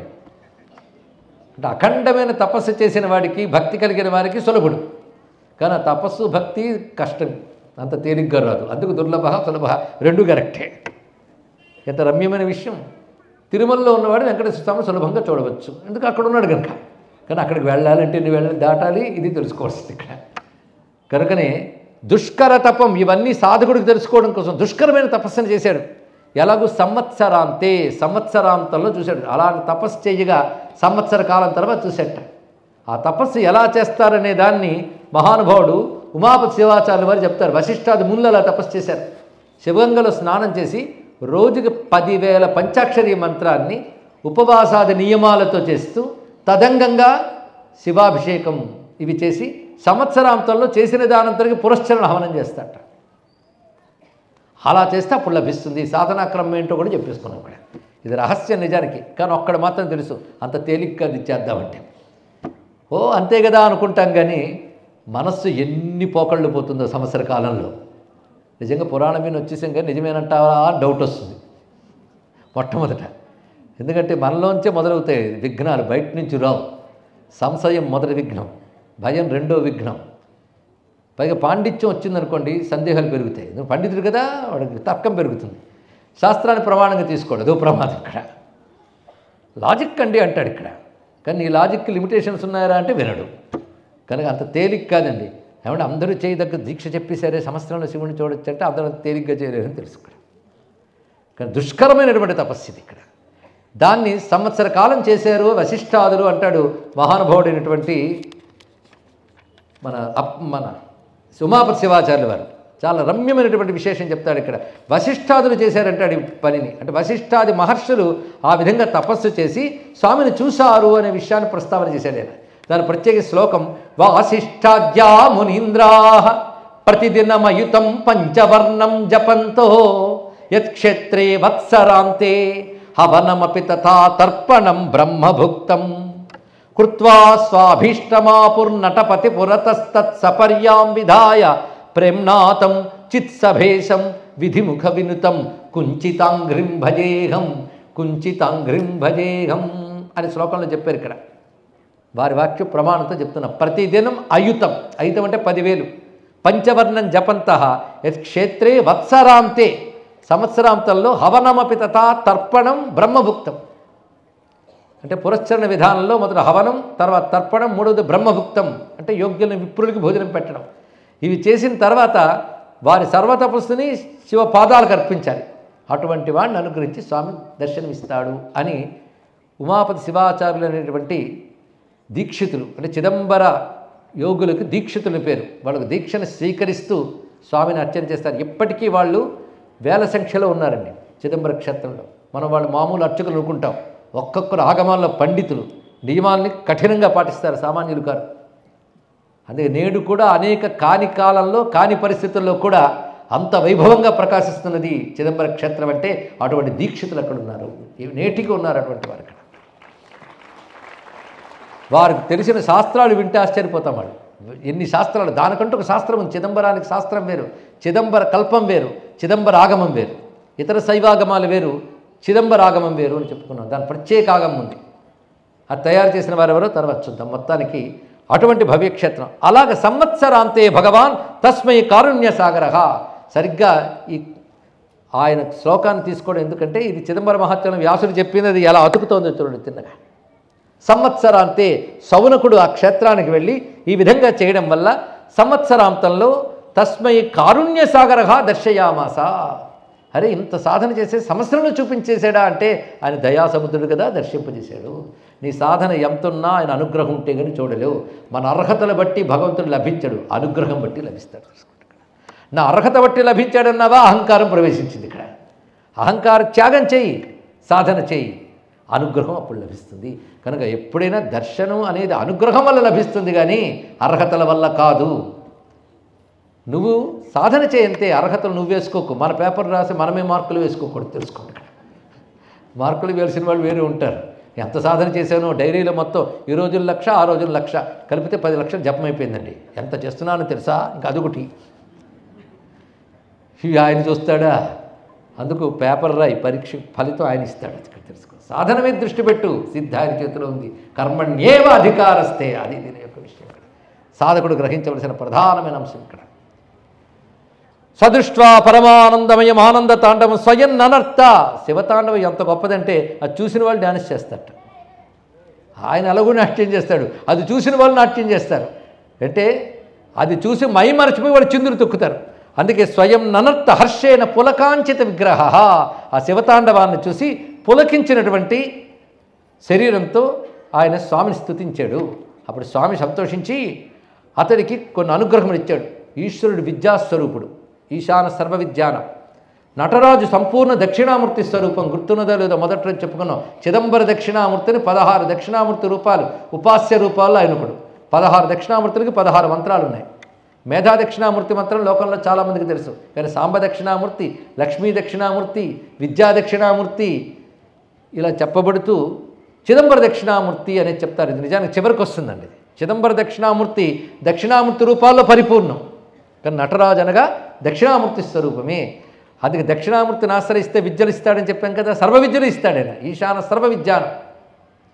మామూలు లౌకిక విద్యలు మొదలుకొని బ్రహ్మ విద్య వరకు పరాపర విద్యలు రెండు అనుగ్రహించే స్వరూపం కనుక అలాంటి దక్షిణామూర్తి రూపుడైన నటరాజస్వామి దర్శనం చేత భగవానుడు ఆయన అనుగ్రహించిందంటే వరద్వయం, రెండు వరమునిచ్చాడు. అదేమిటంటే బహురుచాం ఆధిపత్యంచ రుక్షాఖా సూత్రకారితాం. శాస్త్రముల గురించి తెలిస్తే ఇలాంటి వాటిని ఇంకా ఆస్వాదిస్తారండి. భారతీయ ఋషి విజ్ఞానం ఒక మత గ్రంథం కాదు, ఇది బాగా తెలుసుకోండి. భారతీయ ఋషి విజ్ఞానం మత గ్రంథము కాదు, ఈ మాట గుర్తుపెట్టుకుంటే చాలు. ఇక్కడ ఎంత విజ్ఞాన పరంపర అనుకున్నదో, అటు మంత్రం, యోగం, శాస్త్రం ఇన్ని కలిసి ఉంటాయి. అలాంటి శాస్త్రములు వేదములు మొదలుకొని ఎన్నో ఉన్నాయి. అవి తపశ్శక్తి చేత మాత్రమే దర్శించేవి. ఇక్కడ శివుడు ఏం చేశాడంటే ఆయనకి బహురుచాం ఆధిపత్యం, బహురుచులు. రుచ అనే శబ్దాన్ని రుక్కు నుంచి వచ్చింది, రుచ శబ్దం. మనం అనుకున్న రుచులు కాదు, బహురుచులు కాదు, ఇది బహురుక్కులు, బహురుచులు. ఇది ఋగ్వేదానికి సంబంధించిన బహురుచములు అని బహురుచోపనిషత్తు ఉపనిషత్తు కూడా ఉన్నది. ఆ బహురుచముల యొక్క ఆధిపత్యం ఇచ్చేట, అంటే ఆ బహురుచముల యొక్క దాని మీద అథారిటీ, ఆ విజ్ఞానంపై అధికారాన్ని ఇచ్చాడు. దానితో పాటు రుక్శాఖా సూత్రకారితాం, రుక్శాఖలు అంటే ఋగ్వేదం యొక్క శాఖలను ఏర్పరచడానికి శక్తినిచ్చాడు ఇక్కడ. అంటే ఒక వేద విద్యని ప్రవర్తింపజేసేటువంటి ఋష్యత్వాన్ని అనుగ్రహించాడు సౌనకమునికి పరమేశ్వరుడు. పరమేశ్వర దర్శనం చేత మంత్రద్రష్ట కాగలిగాడు, శాస్త్రాన్ని ఏర్పరచగలిగాడు. ఈ విధంగా ఆయన పొందాడు. అదేవిధంగా మరొక ఆయన ఉన్నాడయ్యా, ఆయన పేరు జైమిని ముని. వీళ్ళ పేర్లు ఏమిటి దండిలు పోతాయి. వీళ్ళందరూ దక్షిణామూర్తి లేదు నటరాజు భక్తులు వీళ్ళు.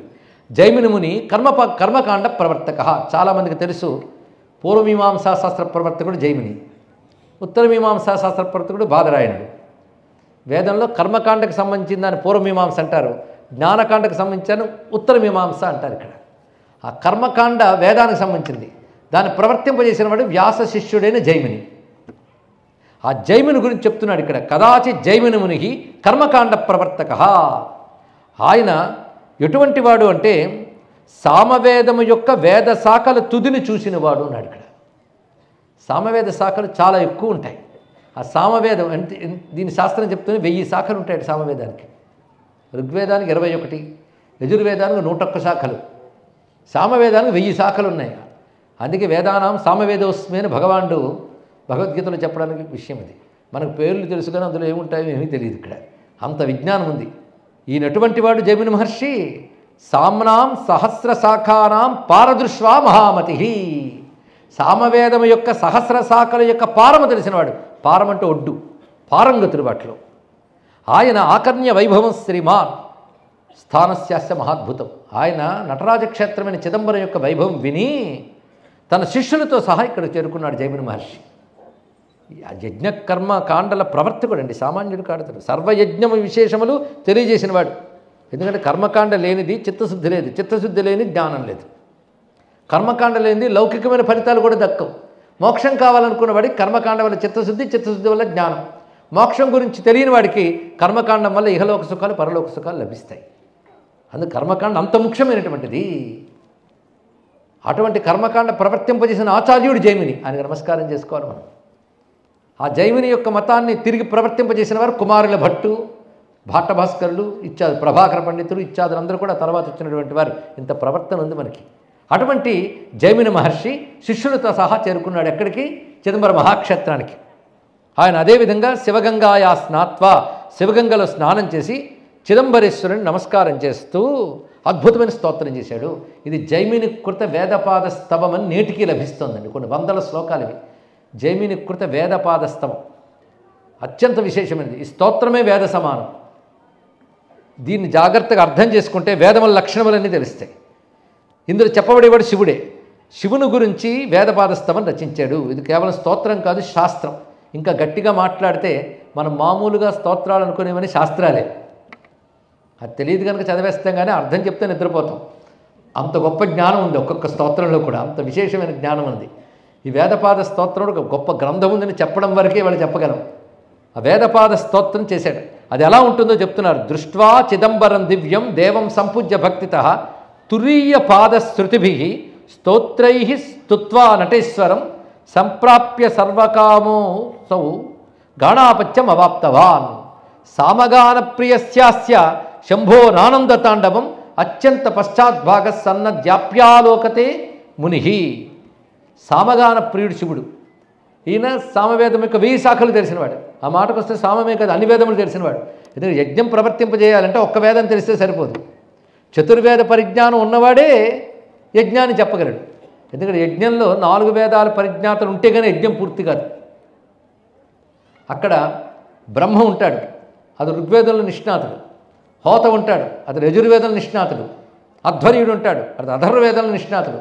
ఉద్గాత ఉంటాడు, అతడు సామవేదంలో నిష్ణాతుడు. 4 కలిస్తేనే యజ్ఞం, 4 వేదములు కలిస్తేనే యజ్ఞం.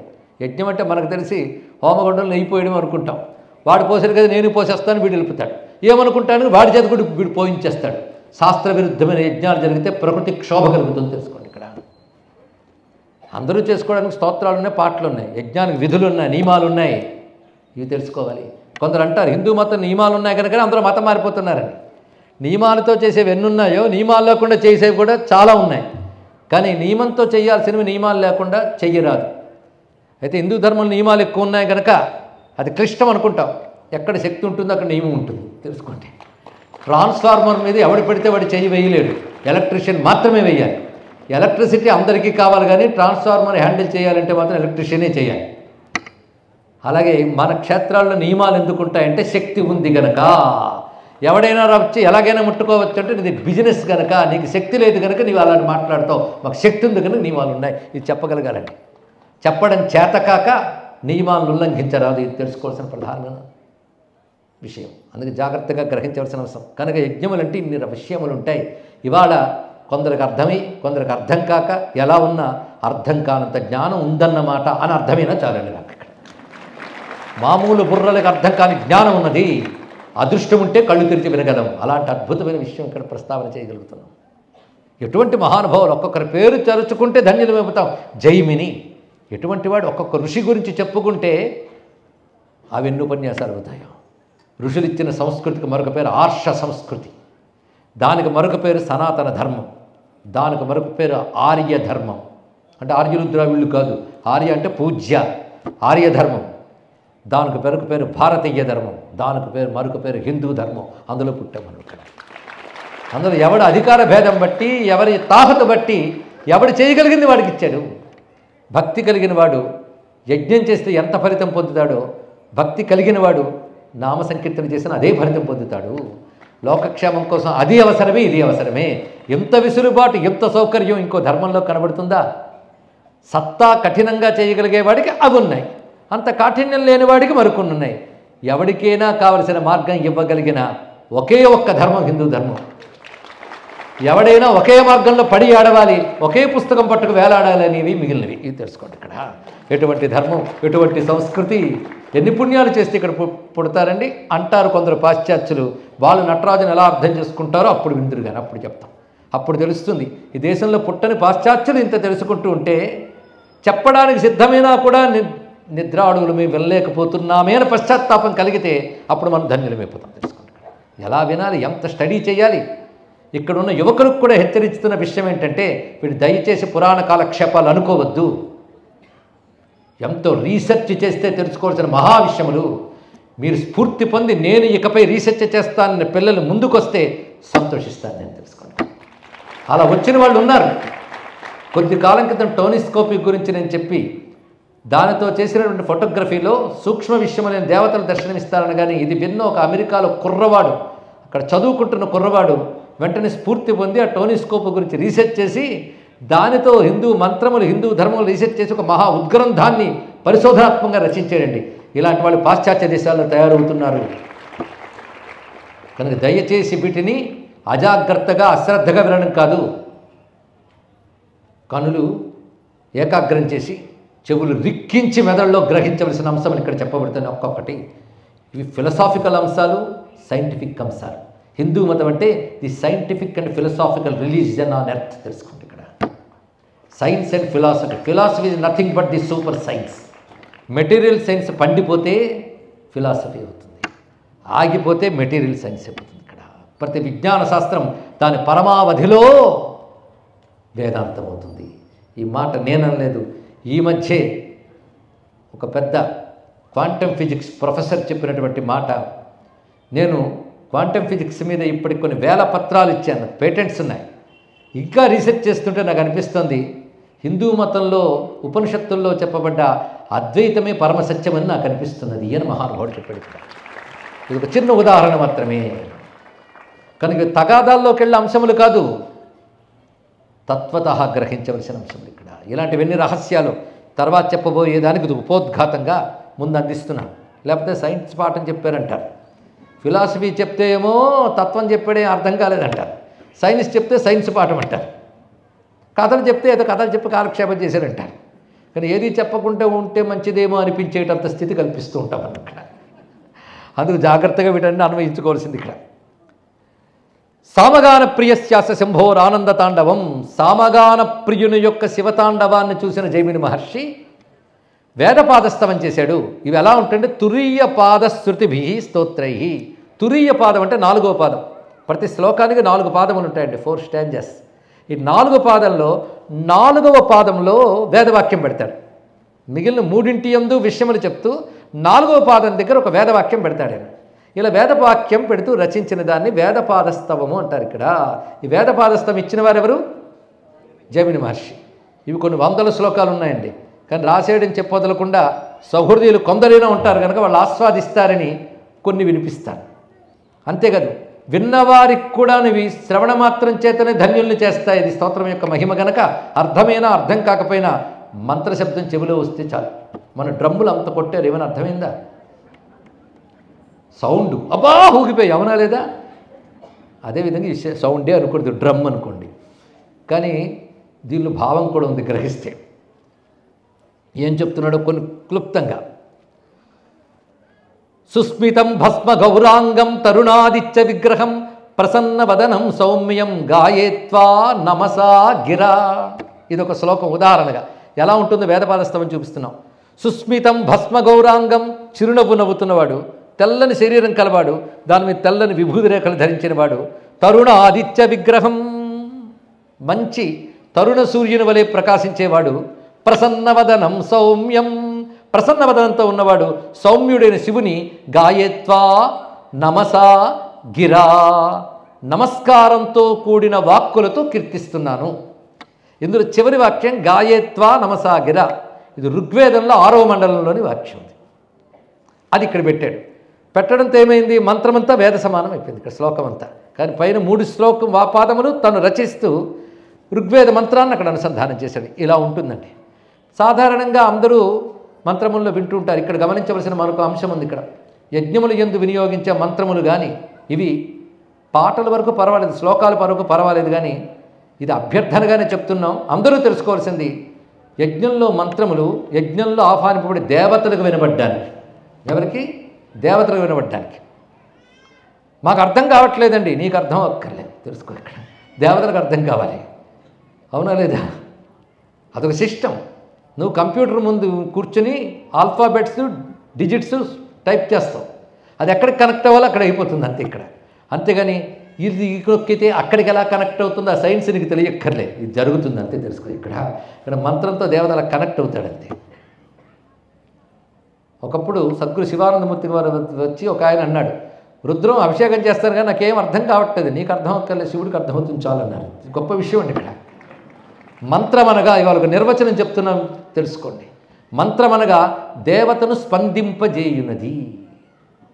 దేవతను స్పందింపజేస్తుంది. ఇక్కడ దేవత స్పందిస్తాడు మంత్రానికి. ఆయన స్పందిస్తేనే నీకు కోరిక తీరుతుంది అంతే. ఒక్కొక్కరిని స్పందింపజేసే పద్ధతి కూడా ఉందండి. మీరు దున్నపోత వద్దకో ఉపమానం నీచం అనుకోవద్దు, అర్థం అవడం కోసం చెప్తున్నాను. దున్నపోత వద్దకో ఎద్దు వద్దకో వెళ్ళి లెమ్ము వెళ్ళుము అంటే వెళ్ళదది. మీరు సంస్కృతంలో ఉత్తిష్ట గచ్చ అన్న వెళ్ళదది. హే అంటేనే పెడుతుంది. ఇక్కడ దాన్ని అలా స్పందింపజేయాలి. ఏం చేస్తాం? అది ఇంకోటి దగ్గర హే అంటే వాడు వెళ్ళాడు, వాడి భాషలో వాడికి చెప్పాలి. కానీ ఒక్కదాన్ని స్పందింపజేసే పద్ధతి కూడా ఉన్నది. అలాగే దేవతను స్పందింపజేయాలంటే వాళ్ళకి అర్థమయ్యే భాషలో వాళ్ళకి చెప్పాలి. దాని స్వరం అవసరం, అక్షరం అవసరం, దాని మంత్రం అంటారు ఇక్కడ. దానిలో sound it self has an energy. Energy ఉన్నప్పుడు దాన్ని డీల్ చేసేటప్పుడు సదాచారం ఉండాలి. అందుకు అటువంటి వారు అక్కడ కూర్చొని దాన్ని చదువుతారు.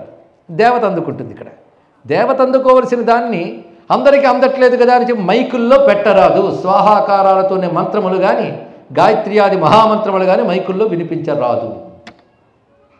ఎందుకనే దానికి ఈ పాటి చాలు, ఇంకా వివరించమంటే తర్వాత చెప్తాం. స్తోత్రాలు, గీతాలు, నామస్మరణ తప్పులేదు.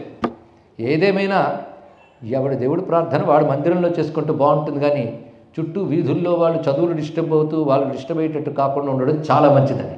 ఏమన్నా మైక్ కల్చర్ మంచిది కాదు, అది మాత్రం చెప్పడం ఇక్కడ ఏమనుకోవద్దు. ఇప్పుడు ఉత్తరప్రదేశ్ వాళ్ళు మేల్కొని కొన్ని చేస్తున్నారు, విదేశాలు ఇవి కనబడవు, మంచిదే.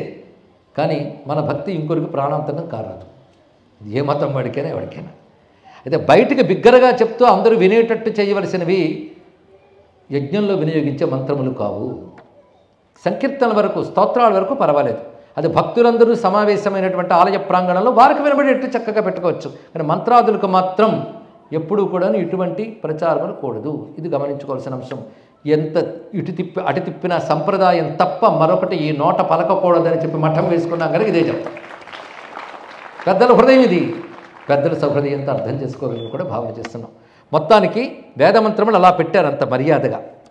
ఏష ఏవ పరోస్మాకం నృత్యం తం త్వావభాసతే, లేదా ఏష ఏవ పరోస్మాకం నృత్యం తం త్వాం సభాపతే లోకయం తముమాకాంతం పశ్యేమ శరదశతం. ఇక్కడ పశ్యేమ శరదశతం రాగానే పశ్యేమ శరదశతం, జీవేమ శరదశతం, నందామ శరదశతం, భవామ శరదశతం, ప్రభ్రవామ శరదశతం అనే వేదమంత్రం అండి. ఇందులో కొన్ని భాగములు రుక్కులో ఉన్నవి యజస్సుల్లో ఉంటాయి, యజస్సుల్లో రుక్కుల్లో ఉంటూ ఉంటాయి. యజుర్వేదంలో ఉన్నటువంటి మంత్రములు ఇప్పుడు చెప్తున్నవి. అందులో పశ్యేమ శరదశతం, జీవేమ శరదశతం, నందామ శరదశతం ఉంటాయి. అందులో భావం ఏంటంటే, హే సూర్య భగవానుడా, మేము ధర్మ మార్గములో నిన్ను చూస్తూ నూరేళ్లుందుముగాక, నీ గురించి పలుకుతూ నూరేళ్లుందుముగాక, నీ గురించి ధ్యానిస్తూ నూరేళ్లు జీవితుముగాక అన్నాడు ఇక్కడ. చూసారా, నూరేళ్ళు హాయిగా ఉంటాం, అది వింటూ ఉంటాం, అంటూ ఉంటాం, చూస్తూ ఉంటాం, అంటే ఇంద్రియాలు పనిచేస్తూ నూరేళ్ళు ఉంటాం. ఇంత బాగుందండి వినడానికి. ఇప్పుడు చెప్పండి, వేదం కంటే మన క్షేమం కోరుకునే వాళ్ళు ఎవరు? నూరేళ్ళు చెవులు పని చేయాలి, నూరేళ్ళు కళ్ళు పని చేయాలి కదా అభావం, నూరేళ్ళు నోరు పని చేయాలి. కానీ ఈ మధ్య 60 దాటే కదండి, వినికిడి తగ్గింది అని పరిస్థితి రాకూడదు. అందుకే శృణవామ శరదశతం, ఎంతకంటే శుభాకాంక్షలు కోరే మతం ఏముంటుంది? అంత గొప్ప విషయం చెప్పాడు ఇక్కడ. మనం శుభాకాంక్షలు కోరుకుంటున్నాం. అయితే అక్కడ ఒక మాట చెప్పాడు, హే సూర్య భగవాన్, నిన్ను చూస్తూ నిన్ను వింటూ, అది పక్కకు తీసికూడదు. నిన్ను చూస్తూ నిన్ను వింటూ అంటే ఆ చెవులతో భగవానుడా నీ గురించి వినాలి, కళ్ళతో నిన్ను చూడాలి, నోరుతో నిన్ను స్తుతించాలి, కమలాక్షు నర్చించు కరవలు కరవలు. ఆ భక్తిభావం అక్కడ వేదమంత్రం చెప్పింది. దాన్ని ఇక్కడ తీసుకొచ్చి చెప్తున్నాడు. ఏష ఏవ వరోస్మాకం నృత్యం తం త్వాం సభాపతే. ఓ సభాపతే, మాకు వరం ఏంటో తెలుసా? హే ఉమాకాంత, నృత్యం చేస్తున్న నిన్ను చూస్తూ మేము 100 ఏళ్ళు బతుకుదుముగాక. 100 ఏళ్ళు అంటే 100 ఏడు రాగానే చచ్చిపోదుముగాక అని కాదు అర్థం. 100 ఏళ్ళు అంటే శతం అనంతం భవతి, అనంతకాలం ఉందుముగాక. అనంతకాలం అంటే పరమార్థం పొందే వరకు జీవించాలి, అది దీర్ఘాయుష్ అంటే తెలుసుకోండి ఇక్కడ. అంతేగా 100 ఏళ్ళు బతకడం కాదు, పరమార్థం పొందే వరకు జీవించాలి. శంకరులు ఎన్నేళ్ళు బ్రతికారు చెప్పండి? 32. ఇది ఎందుకు చెప్తున్నానంటే ముసలోళ్ళకి ప్రవచనం ఆధ్యాత్మిక మాకు కాదని కానీ కుర్రవాళ్ళకి చెప్తున్నాను. శంకరుడు కుర్రవాడు 32 ఏళ్ళవాడు, వివేకానంద కుర్రవాడు 39 ఏళ్ళవాడు, తెలుసుకోండి. అప్పటికి చిన్నప్పటి నుంచి ఆయన జ్ఞాని. కానీ వాళ్ళు పూర్ణాయుష్కుల అల్పాయుష్కుల? అల్పాయుష్కులు అంటే మహాపాపం, వాడు పూర్ణాయుష్కులు. 100 ఏళ్ళు బ్రతికినా పరమార్థం తెలియకుండా బ్రతికేవాడు అత్యంత అల్పాయుష్కుడు. పరమార్థం తెలిసి 32 ఏళ్ళకి వెళ్ళిపోయిన వాడు, 39 ఏళ్ళకి వెళ్ళిన వాళ్ళు ఇప్పటికీ బ్రతుకున్నారు. 1000 సంవత్సరాలు గడిచిన ఇది మరువరాదు ఇక్కడ. వాళ్ళు పూర్ణాయువులండి. అందుకే జీవేమ సరదస్తాం, చూస్తూ బ్రతుకుతాం. ఏమిటి? నీ తాండవాన్ని చూస్తూ బ్రతకాలి. ఇది వింటూ ఉంటే ఒక విషయం చెప్పుకుంటున్నామని కాకుండా మనకు తాండవం కనబడుతుంది. ఆ తాండవాన్ని చూస్తూ నీళ్ళు బ్రతకాలి.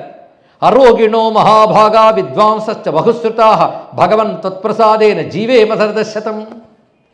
మేము ఎలా జీవించాలంటే రోగములు లేకుండా మహానుభావులమై, అంటే గొప్ప భావము కలవారమై, రోగాలు లేకుండా గొప్ప ఐశ్వర్యములు కలవాళ్ళమై, గొప్ప జ్ఞానము కలవాళ్ళమై, నిరంతర శాస్త్రాధ్యయన తత్పరులమై 100 ఏళ్ళు జీవించాలి. చూసారా, జీవించిన 100 ఏళ్ళు ఎలా జీవించాలో చెప్పండి. ఊరికనే మరో 100 ఏళ్ళు నేను ఫోన్లతో ఆడుకుంటూ వాట్సాప్లు పంపిస్తూ బతికేస్తాను కాదు. ఇక్కడ ఇలా బ్రతకాలి, అలా 100 ఏళ్ళు బ్రతకాలి, ఇలా 100 ఏళ్ళు చూడాలి. అదేవిధంగా సదారా బంధుభిస్సార్థం త్వదీయం తాండవామృతం పిబంత కామమీశానం నందామరదశతం. నేను, నా భార్య, నా పిల్లలు, నా కుటుంబం అంతా కలిసి నీ తాండవామృతాన్ని తాగుతూ నూరేళ్ళు బ్రతకాలి, ఆనందిస్తూ బ్రతకాలి. ఇక్కడ దేవదేవ మహాదేవ త్వదీయాంగ్రిసరోరుహే కామం మధుమయం పీత్వా మోదామసరదశతం. నేను నీ పాదపద్మాల ధ్యానమనే అమృతాన్ని పానం చేస్తూ మోదామా అదే ఆనందంగా నూరేళ్ళు ఉందునుగాక. కీట నాగా పిశాచావా ఏవాకేవా భవే భవే తవ దాస మహాదేవ భవామ సరదశతం. ఏం మాట చెప్పాడు ఇక్కడ. మేము కీటకంగా పుట్టినా, పాములుగా పుట్టినా, పిశాచాలుగా పుట్టినా, దేవతలుగా పుట్టినా, మానవులుగా పుట్టినా, ఎలా పుట్టినా నీకు భక్తులుగా 100 ఏళ్ళు బ్రతుకుదుముగాక. నరత్వం దేవత్వం నగవన మృగత్వం మశకత పశుత్వం కీటత్వం భవతు విహగత్వాది జననం అంటారు శివానంద లహరిలో శంకరుడు. ఏ జన్మ వచ్చినా పర్వాలేదయ్యా, ఆ జన్మంతా నీ భక్తుడిగా బతికితే చాలు 100 ఏళ్ళు. ఇది చాలా చమత్కారులండి. అలా బతికితే మన జన్మ ఉండదు. ఈ మాట పాపం ఎంత మాట అన్నారో అనుకోవద్దు, ఇది చాలా చమత్కారం.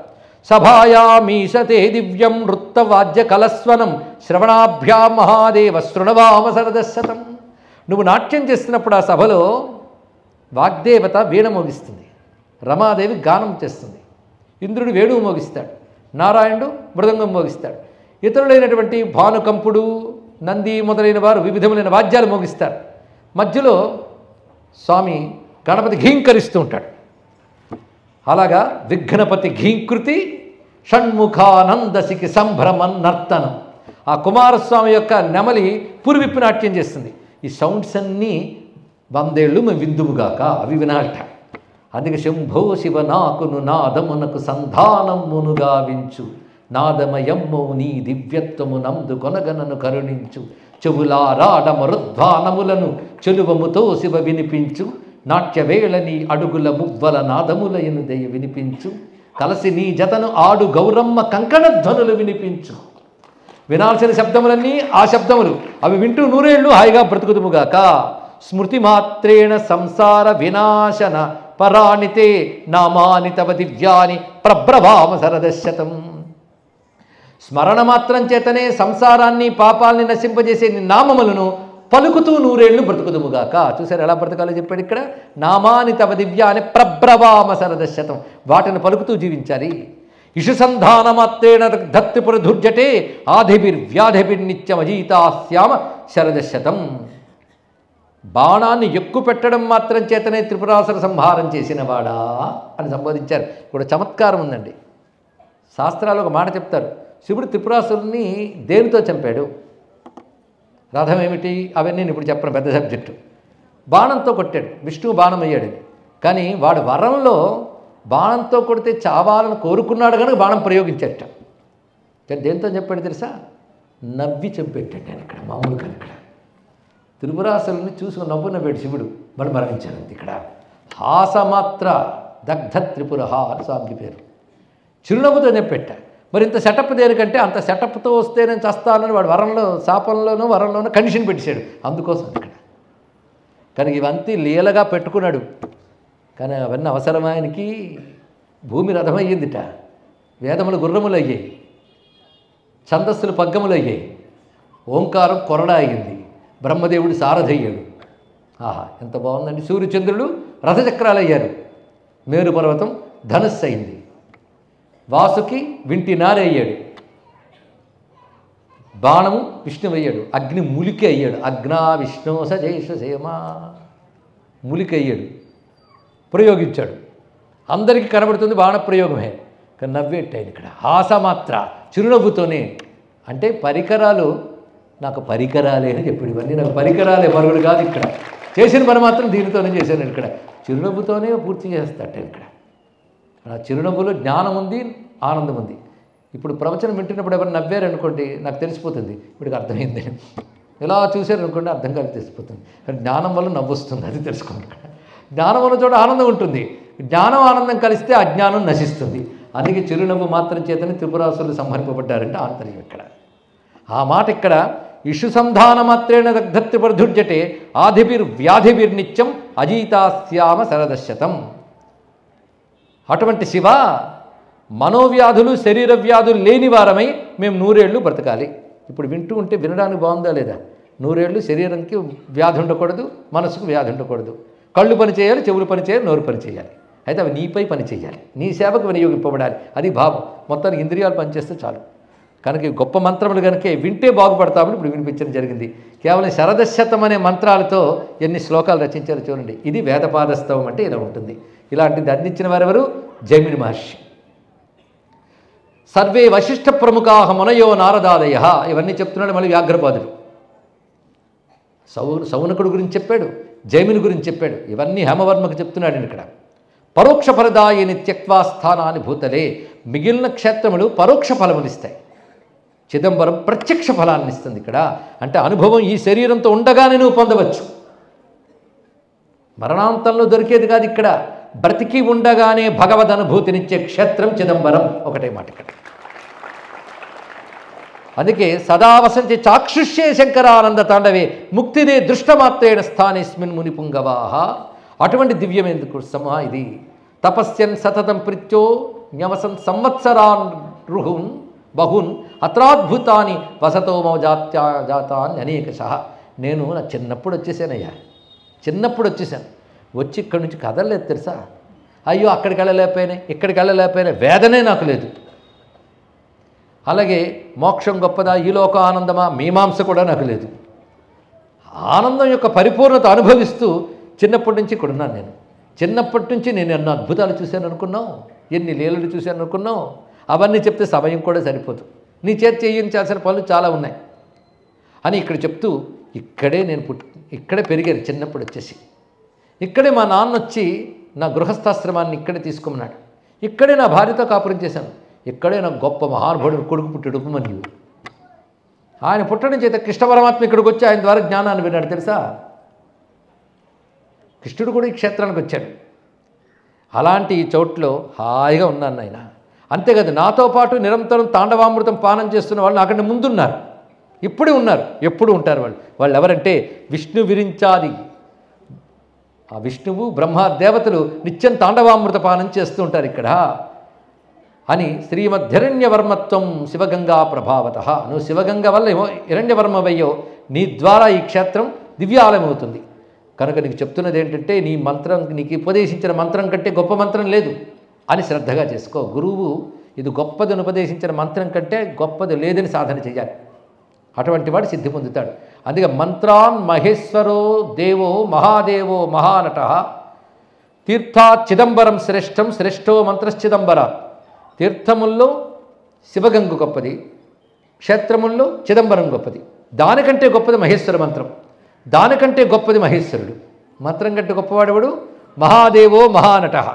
ఆయన కంటే గొప్పది మరొకటి ఉంది తెలుసా అన్నాడు. నేను నటరాజు కంటే గొప్పది ఒకటి ఉన్నదా? అదేంటో ఒకసారి చూడాలి కదా అందరికీ కూడా. శివగంగ కంటే గొప్ప చిదంబరం ఒప్పుకుంటాం, చిదంబరం కంటే గొప్పది మహామంత్రం ఒప్పుకుంటాం, దానికంటే గొప్పవాడు మహాదేవుడే నటేశ్వరుడు ఒప్పుకుంటాం. ఆయన కంటే గొప్పది ఉందా? ఉంది. ఏమిటో చెప్తున్నాడు చూడండి. దేవాశ్రేష్టతమస్తస్య శ్రీమత్తాండవభూషిత భవాంభూది మహాపోత పాద పద్మారుణఛవి. ఆ శివుడి కంటే గొప్పది ఏంటంటే ఆయన ఎత్తి చూపించిన పాదము, ఆ ఎడమ పాదము. అది ఎత్తి చూపించాడే, అది శివుని కంటే గొప్పది అన్నాడు ఇక్కడ. అంటే అర్థం, మనం గంగకి వెళ్తాం, శివగంగలో ఊరుకోం చిదంబరంలోకి వస్తాం, ఊరుకోం మంత్రజపం చేస్తాం, ఊరుకోం తాండవేశ్వరుని చూస్తాం. చూపు ఎక్కడ ఆగిపోవాలంటే ఆయన పాదం దగ్గర ఆగిపోవాలి. ఆ పాదం పేరు కుంచితాంఘ్రి. కుంచిత పాదం, అంఘ్రి అన్న పాదం అన్న ఒకటే, అది కుంచితాంఘ్రి అని చెప్పారు ఇక్కడ. ఇప్పటికి 1200 సంవత్సరాల క్రితం ఉమాపతి శివాచార్యులు, ఆయన గురించి వాళ్ళు ఎంత చెప్పుకున్నాం, మొదటి రోజు కూడా ప్రస్తావన చేశాం. ఆ మహానుభావుడు కుంచితాంఘ్రిస్తవమని 311 శ్లోకాలు రాశాడండి. స్రగ్ధర అనబడే ఛందస్సు, అంత తేలిక కాదు. మయూరుడు సూర్యశతకం రాశాడు దీంట్లో. సంస్కృతంలో శ్రద్ధా ఛందస్సు గట్టిది. కూరనారాయణ కవి సుదర్శన శతకాన్ని కూడా శ్రద్ధరా ఛందస్సులో రచించారు. గొప్ప ప్రౌఢ పాండిత్యం కలిగిన వారు రచించగలరు. అది శ్రద్ధరా ఛందస్సుని తెలుగులో అద్భుతంగా రచించి సంస్కృత కవులకి ఏమీ తీసిపోని మహాకవి శ్రీనాథ మహాకవి, ఆయన రచించాడు. అటువంటి వాళ్ళు ఉన్నారు మనకి. కవితా రుచి ఉన్నటువంటి వాళ్ళ కోసం చిన్న పరిచయ వాక్యాలే. అలాంటి శ్రద్ధరలో 311 రచించాడు. ఇందాక ఒక శ్లోకం మీకు వినిపించేశాను. అందులో మొత్తం ప్రతి శ్లోకం చివర కుంచితాంఘ్రిం భజేహం అని వస్తుంటుంది. కుంచితాంఘ్రిం, ఆ పాదాన్ని ఆయన అంటే కుంచిత పాదాన్ని స్మరిస్తున్నాను, కుంచిత పాదం కలవాణిని స్మరిస్తున్నాను. రెండు అక్కడ సంస్కృతంలో చమత్కారం అది. ఇక్కడ కుంచిత పాదం కలవాలంటే నటరాజుని స్మరిస్తున్నాను, కుంచిత పాదాన్ని స్మరిస్తాడు. పైగా ఆయనే చెప్తున్నాడు, ఆయన మూర్తిని చూస్తూ ముఖం చూస్తే అభయం ఇస్తాడు. ఆహా అంటే ఈ పాదం పట్టుకొని చెప్తాడు. ఇక్కడ ఈ పాదం పట్టుకుంటే అభయమిస్తానని తానే చూపిస్తాడు, కుంచిత పాదాన్ని ఆశ్రయించమని. ఇంకేం చెప్తారు? అది కుంచితాంఘ్రి అనే మాట అంటే చాలండి. ఇప్పటికీ తమిళనాడులో చాలామంది కుంచిత పాదం అని పేరు పెట్టుకుంటారు, సభాపతి అని పేరు పెట్టుకుంటారు. ఎందుకంటే ఈయన వల్ల ఆయన ఇచ్చినటువంటి ఖ్యాతి అలాంటిది. నేటికి తమిళనాట కోయిల్ అంటే చిదంబరమే గుర్తొస్తుంది. చిదంబరం పేరు కోయిల్, శివాలయం అంటే అదేట. కనుక అన్ని శివాలయాలకు మూర్ధన్య స్థానంలో ఉన్నటువంటిది ఇక్కడ, సామాన్యం కాదు అది. అందుకే ఆ పాదపద్మం ఉందే అది గొప్పది. కానీ చిదంబరంలో శివగంగ గొప్పది, శివగంగ కంటే చిదంబరం, చిదంబరం కంటే శివమంత్రం, శివమంత్రం కంటే నటరాజస్వామి గొప్పవాడు, ఆయన కంటే గొప్పది ఆయన పాదం. తస్య దర్శన మాత్రేణ సకృత్పాపీచ ముచ్యతే. ఒక్కసారి ఆ పాదం చూస్తే పాపాత్ముడు కూడా ముక్తి పొందుతాడు సుమా. అలాంటిది కిం పునఃసుకృతి క్షేత్రవాసి నిత్య నిరీక్షత. ఆ కాశీ మన చిదంబర క్షేత్రాలు ఉంటూ నిత్యం చూసేవాడు ఇంకెంత పుణ్యాత్ముడో చెప్పవచ్చా అని వివరించి ఆనందంతో అనుగ్రహించాడు వ్యాఘ్రపాదుడు. ఈ విధంగా హిరణ్యవర్మ చక్కగా తెలుసుకుంటూ క్షేత్రాన్ని మందిరాలతో సుసంపన్నం చేశాడు. అటువంటి క్షేత్రం ఏ విధంగా నిర్మాణం అయ్యింది అంటే అక్కడ సభల గురించి మనం చెప్పుకున్నాం. ప్రధానంగా గర్భగుడిని ఏదైతే చెప్తారో అది చిత్సభ. గర్భగుడి, దాని తర్వాత మనం మండపం లేదా అంతరాలయం అని ఏం చెప్తామో రెండు కలిపి ఒకటిగా కనబడుతుంది. దీని కనక సభ అని పేరు, కానీ నిజానికి రెండు కనక సభ అని చెప్తారు. చిత్సభలో ఉన్న నటరాజస్వామిని కదిలించి ఒక్కొక్కప్పుడు కనక సభలోకి తెస్తారు, తెచ్చి అక్కడ అర్చన చేస్తారు స్వామివారికి. ఈ కనక సభలోనే స్ఫటిక శివలింగం, అదేవిధంగా స్ఫటిక నటరాజు గురించి మొన్న నేను చెప్పుకున్న స్వయంభూగా అగ్నిహోత్రం నుంచి వచ్చాడు. స్ఫటిక శివలింగం అక్కడ ఉన్నది. అంతేకాదు ఆదిశంకరుడు కైలాసం నుంచి తెచ్చినటువంటి ముక్తిలింగం కూడా అక్కడ ప్రకాశిస్తుంది చిదంబరంలో. వీటికి అర్చన ఆ కనక సభలో చేస్తారండి. మధ్యాహ్న కాలంలో అన్నాభిషేకం కూడా చేస్తారు, అది చూడడానికి అందరూ నిలబడి ఉంటారు.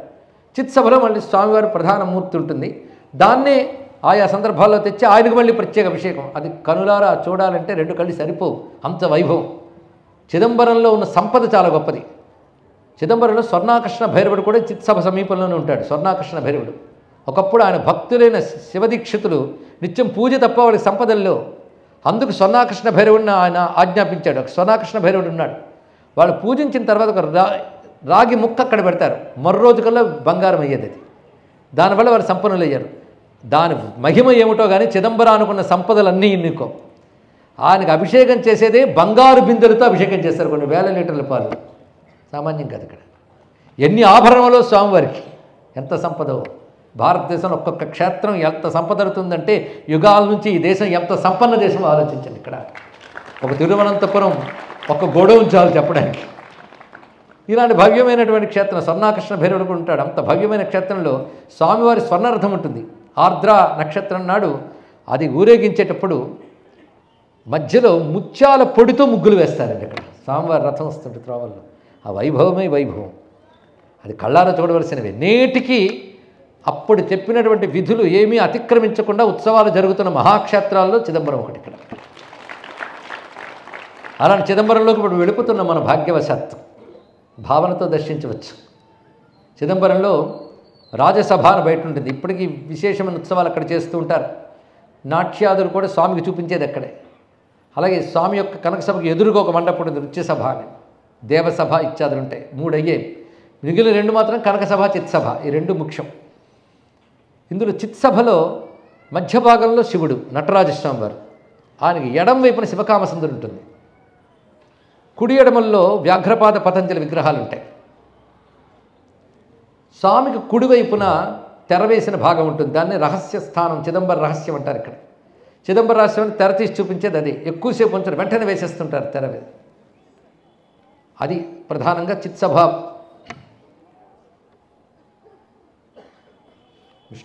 విష్ణుహిదం విష్ణు విచక్రమే త్రేధా నిధేపదం. అటువైపు ఉన్నటువంటిది రహస్య స్థానం, ఇది అత్యంత ముఖ్యమైనటువంటిది. మొత్తం కనకసభ చిత్సభ కలుపుకుంటూ ఒక అద్భుతమైన గోపురం ఉంటుంది. దానిపై ఉన్న విశేషాలు చూడాలండి. చిదంబర రహస్యం అనే గ్రంథంలో చెప్తున్న అంశం ఏంటంటే, వామాజ్యానవశక్తయో యదుపరి శ్రీస్వర్ణ కుంభానవై వాస్యాం చిన్మయ సంసది ప్రతనుతే వృత్తం నటేశ సదా తద్వామేన గజ రహస్యమపి తద్దక్షేస్తి చైదంబరం శ్రీ వ్యాఘ్రాంగ్రి పతంజలి మునివరో తత్పార్శ్వయో సంస్తుతః. పైన బంగారు గోపురం, దానిపైన బంగారు కలశాలు ఉంటాయి. అవి మొత్తం 9 ఉంటాయి. ఈ 9 ఏమిటంటే వామాద్యా నవశక్తయః, 9 శక్తులు. అవి వామదేవాయ నమో, జ్యేష్ఠాయ నమ, శ్రేష్ఠాయ నమో, రుద్రాయ అని చెప్పినప్పుడు 9 శక్తులు అవి. అవి వామ, జ్యేష్ఠ, రౌద్రి, కాళి, కలవికరణి, బలవికరణి, బలప్రమథిని, సర్వభూతదమని, మనోన్మని. వీటిని వ్యాఖ్యానిస్తే వామదేవ మొదలుకొని మనోన్మని వరకు సృష్టి స్థితి లయలు ఉంటాయండి మొత్తం. వమనము అంటే వెలిగ్రక్కుట, అది చేసేప్పుడు వామదేవుడు. సృష్టిని ఎలా స్థితి చేస్తాడని జ్యేష్ఠ, రౌద్రి, కాళి, కలవికరణి చెప్తాయి. చివరికి తనలోకి తీసుకునేది సర్వభూతమని, మనోన్మని. పరమేశ్వరుని యొక్క సృష్టి స్థితుల కారక శక్తులు 9. ఆ 9 కలశాలు ఉంటాయి. దీన్ని బట్టి గోపురం అంటే మనం అనుకున్న కలశాలని కాదు, శక్తులు. ఒక గోపురాన్ని చూస్తున్నామంటే శక్తిని చూస్తున్నాం. అది గోపురం తలెత్తుకుని ఊరిలో నిలబడిందంటే ఊరంతటిని రక్షిస్తుంది. ఎక్కడి నుంచైనా గోపురాన్ని రక్షిస్తున్నామంటే దేవతాశక్తి మనల్ని కాపాడుతుందని అర్థం. కనుక వాళ్ళకుంది కనుక మనకు ఉండాలని చెప్పి లేనిపోని దేవాలయాలు పేర్లు పెట్టుకుని లేనిపోని ధ్వజస్తంభాలు పెట్టేసుకుంటే అవి ఆలయాలు అయిపోవు. పులుని చూసి నక్కవాత పెట్టుకున్నట్టు ఉంటుంది ఇక్కడ. కనుక ఆలయము, మందిరము, ప్రతిష్ట ఈ పేర్లు పెట్టుకుని మభ్యపెట్టడం ఉందే, అది పులుని చూసి నక్క వాత పెట్టుకున్నట్టు. అప్పుడు వాత పెట్టుకుని నక్క అంటారు కానీ పులు అన్నారు తెలుసుకుని. అందుకే మనల్ని అనుకరిస్తూ తయారవుతున్న ఉన్నాయే క్షేత్రం అని పేర్లు. క్షేత్ర శబ్దం, ఆలయ శబ్దం సనాతన ధర్మానికి మాత్రమే వర్తిస్తుంది. ఎందుకంటే సంప్రదాయం శాస్త్రం ఉంది కనుక. మొత్తానికి పైన గోపురం, ఇప్పుడు లోపలికి వెళ్ళిపోయాం. చిన్మయ సంసది, చిత్సభ. అందులో నృత్తం నటేశన్, నాట్యం చేసిన నటరాజు ఉన్నాడు. తద్వామే నగజ, ఆయనకి ఎడంవైపు అమ్మ శివకామసుందరి ఉంది. ఇక్కడ ఎడంవైపు ఉండడమే కాదు, ఆ తల్లి మళ్ళీ లోపల శివగంగకి దక్షిణ తీరంలో శివకామసుందరి స్థానం ప్రత్యేకించిందండి. ఇది కూడా గమనించవలసిన గొప్ప అంశం. ఇది ఎంత శివక్షేత్రం అంత శక్తి క్షేత్రం. ఈ శివకామసుందరి గురించి కుంచితాంగ్రి భజనంలో చెప్తున్నారు. గంగా తీరస్య పశ్చాద్ విలసతి సదనే సచ్చిదానందరూప దేవి యా సర్వవిద్యాలయ ముఖకమల భాసతే వేదహస్త యా యస్య జ్ఞానశక్తి శివపద సహిత కామసుందర్య భిక్ష తద్దేవ్యా దృష్టనృత్తం శృతినిహిత పదం కుంచితాంఘ్రిం భజేహం. శివగంగా, గంగా తీరం అంటే శివగంగా తీరంలో పశ్చిమం వైపు అమ్మవారి యొక్క నిలయం ఉంది. అక్కడ శివకామసుందరి మందిరం, ఆ చోటంతా శక్తిస్థానం. అది శ్రీ విద్యా కేంద్రం. చిదంబరం శ్రీ విద్యా కేంద్రం, అది మరువరాదు. సుందరీనామంతో ఆ తల్లి ఎక్కడుంది. అదే సౌందర్యలహరి ఇక్కడే ఆదిశంకరులు రచించారని కొందరు ప్రమాణంతో చెప్పడానికి కారణం ఇది. ఆ దివ్యమైనటువంటి శ్రీ విద్యాక్షేత్రం అది. ఆవిడ సర్వవిద్యాలయ ముఖకమల, సర్వ విద్యలు ఆ ముఖకమలాన్ని ఆలయం చేసుకుని ఉంటాయి. అటువంటి తల్లి సచ్చిదానంద రూప జ్ఞానశక్తి శివపద సహిత కామసుందరి. శివపదంతో కూడిన కామసుందరి అంటే శివ కామసుందరి అని చెప్పడం ఇక్కడ. ఆ తల్లి శివతాండవానికి సాక్షిని, చూపులతోనే శివుని ప్రేరేపించే తల్లి. సాక్షిని అంటే ఊరుకుని చూస్తున్నది కాదు, చూపుతో ప్రేరేపిస్తున్నది. దేవం దేవం రాధసే చోదయంతి మన వేదమాత కూడా చెప్తున్న అంశం. ఇక్కడ చిత్రం ఏంటంటే శ్రీ విద్యాతంత్రముల్లో ఉన్న విషయములు చిదంబర కల్పాల్లో ఉన్నాయి. దహర విద్యాఖండం, చిదంబర కల్పం మొదలైన గ్రంథాల్లో ఈ క్షేత్ర మహాత్మ్యం చెప్పబడుతుంది.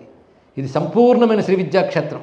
అందుకే చిదంబర రహస్యంలో అమ్మవారి గురించి చెప్తూ పద్మస్థాం కనకప్రభాం పరిలసత్ పద్మాక్షి యుగ్మోజ్వలాం అక్షస్రక్సుకసారికా కటిలసత్కల్హార హస్తాబ్జనీం రక్తస్రక్సు విలేపనాంబరధరాం రాజీవనేత్రార్చితాం ధ్యాయేత్ శ్రీ శివకామకోష్ఠ నిలయాం నృత్యేశ్వరస్య ప్రియాం.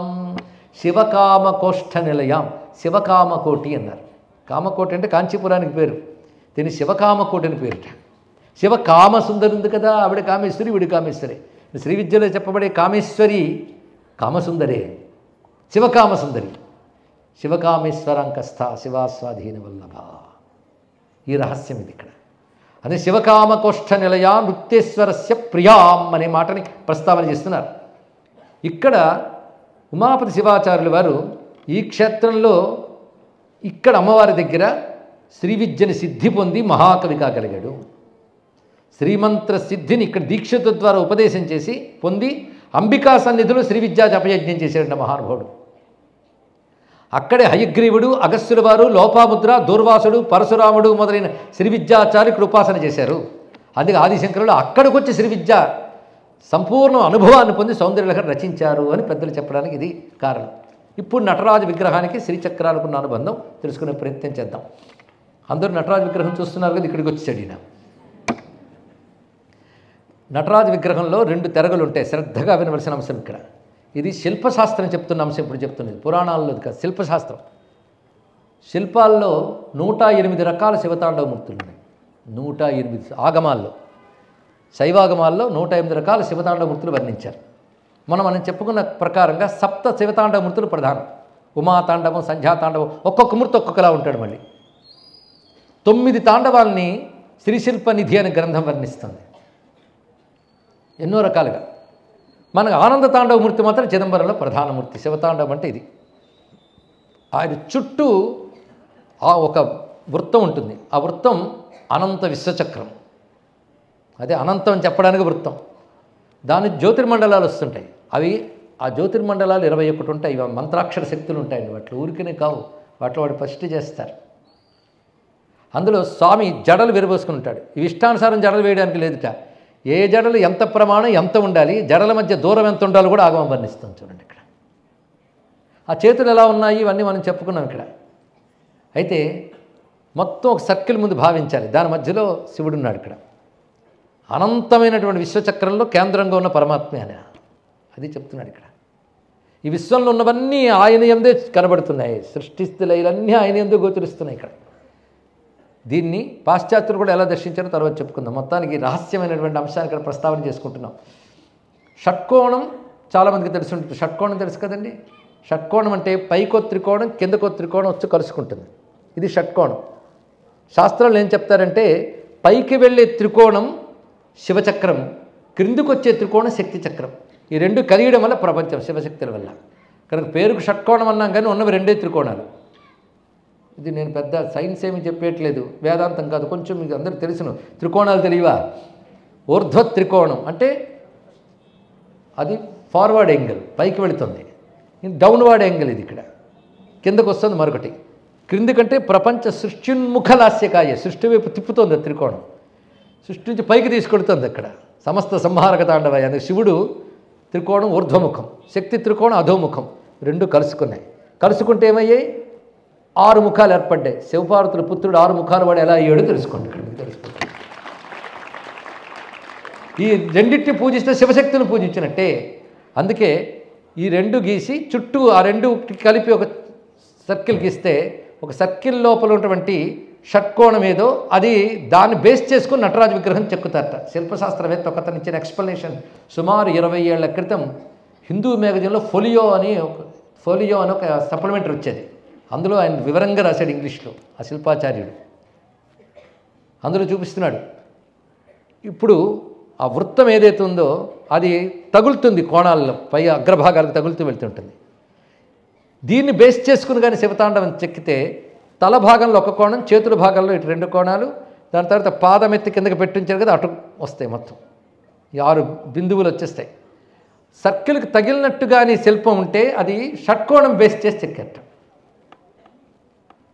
కానీ చిదంబరం నటరాజు మీరు చూస్తే సర్కిల్కి తగులుండవు, మధ్యలో ఉంటాయి చేతులు ఇవన్నీ మధ్యలో ఉంటాయి.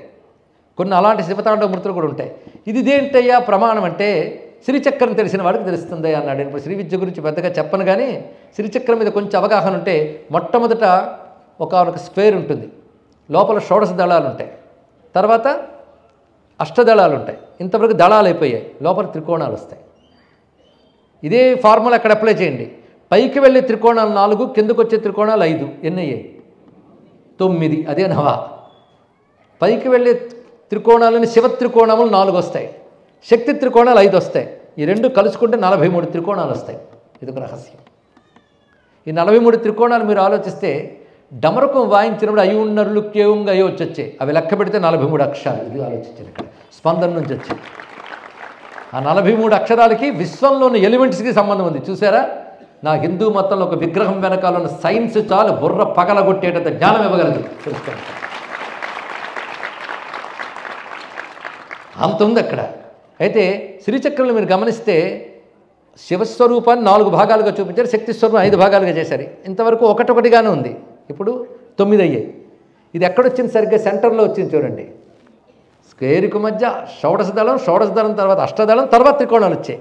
అంటే ఆ స్క్వేర్కి త్రికోణాలకి స్పేస్ ఎంత ఉంది, గ్యాప్ ఉంది కదా అని శ్రీచక్రం బేస్ చేసుకుని ఆ త్రికోణాలను ఆధారం చేసి నటరాజ విగ్రహం చేస్తే సర్కిల్కి తగలదట చేతులు. అది ఇక్కడ అండ్ నటరాజ విగ్రహంలో శ్రీచక్రం ఎలా ఉందో ఇప్పుడు తెలుసుకోండి. ఇక్కడ శ్రీచక్రం అంటే శివశక్తుల భయం కూడా, కానీ నటరాజు ఎవరు?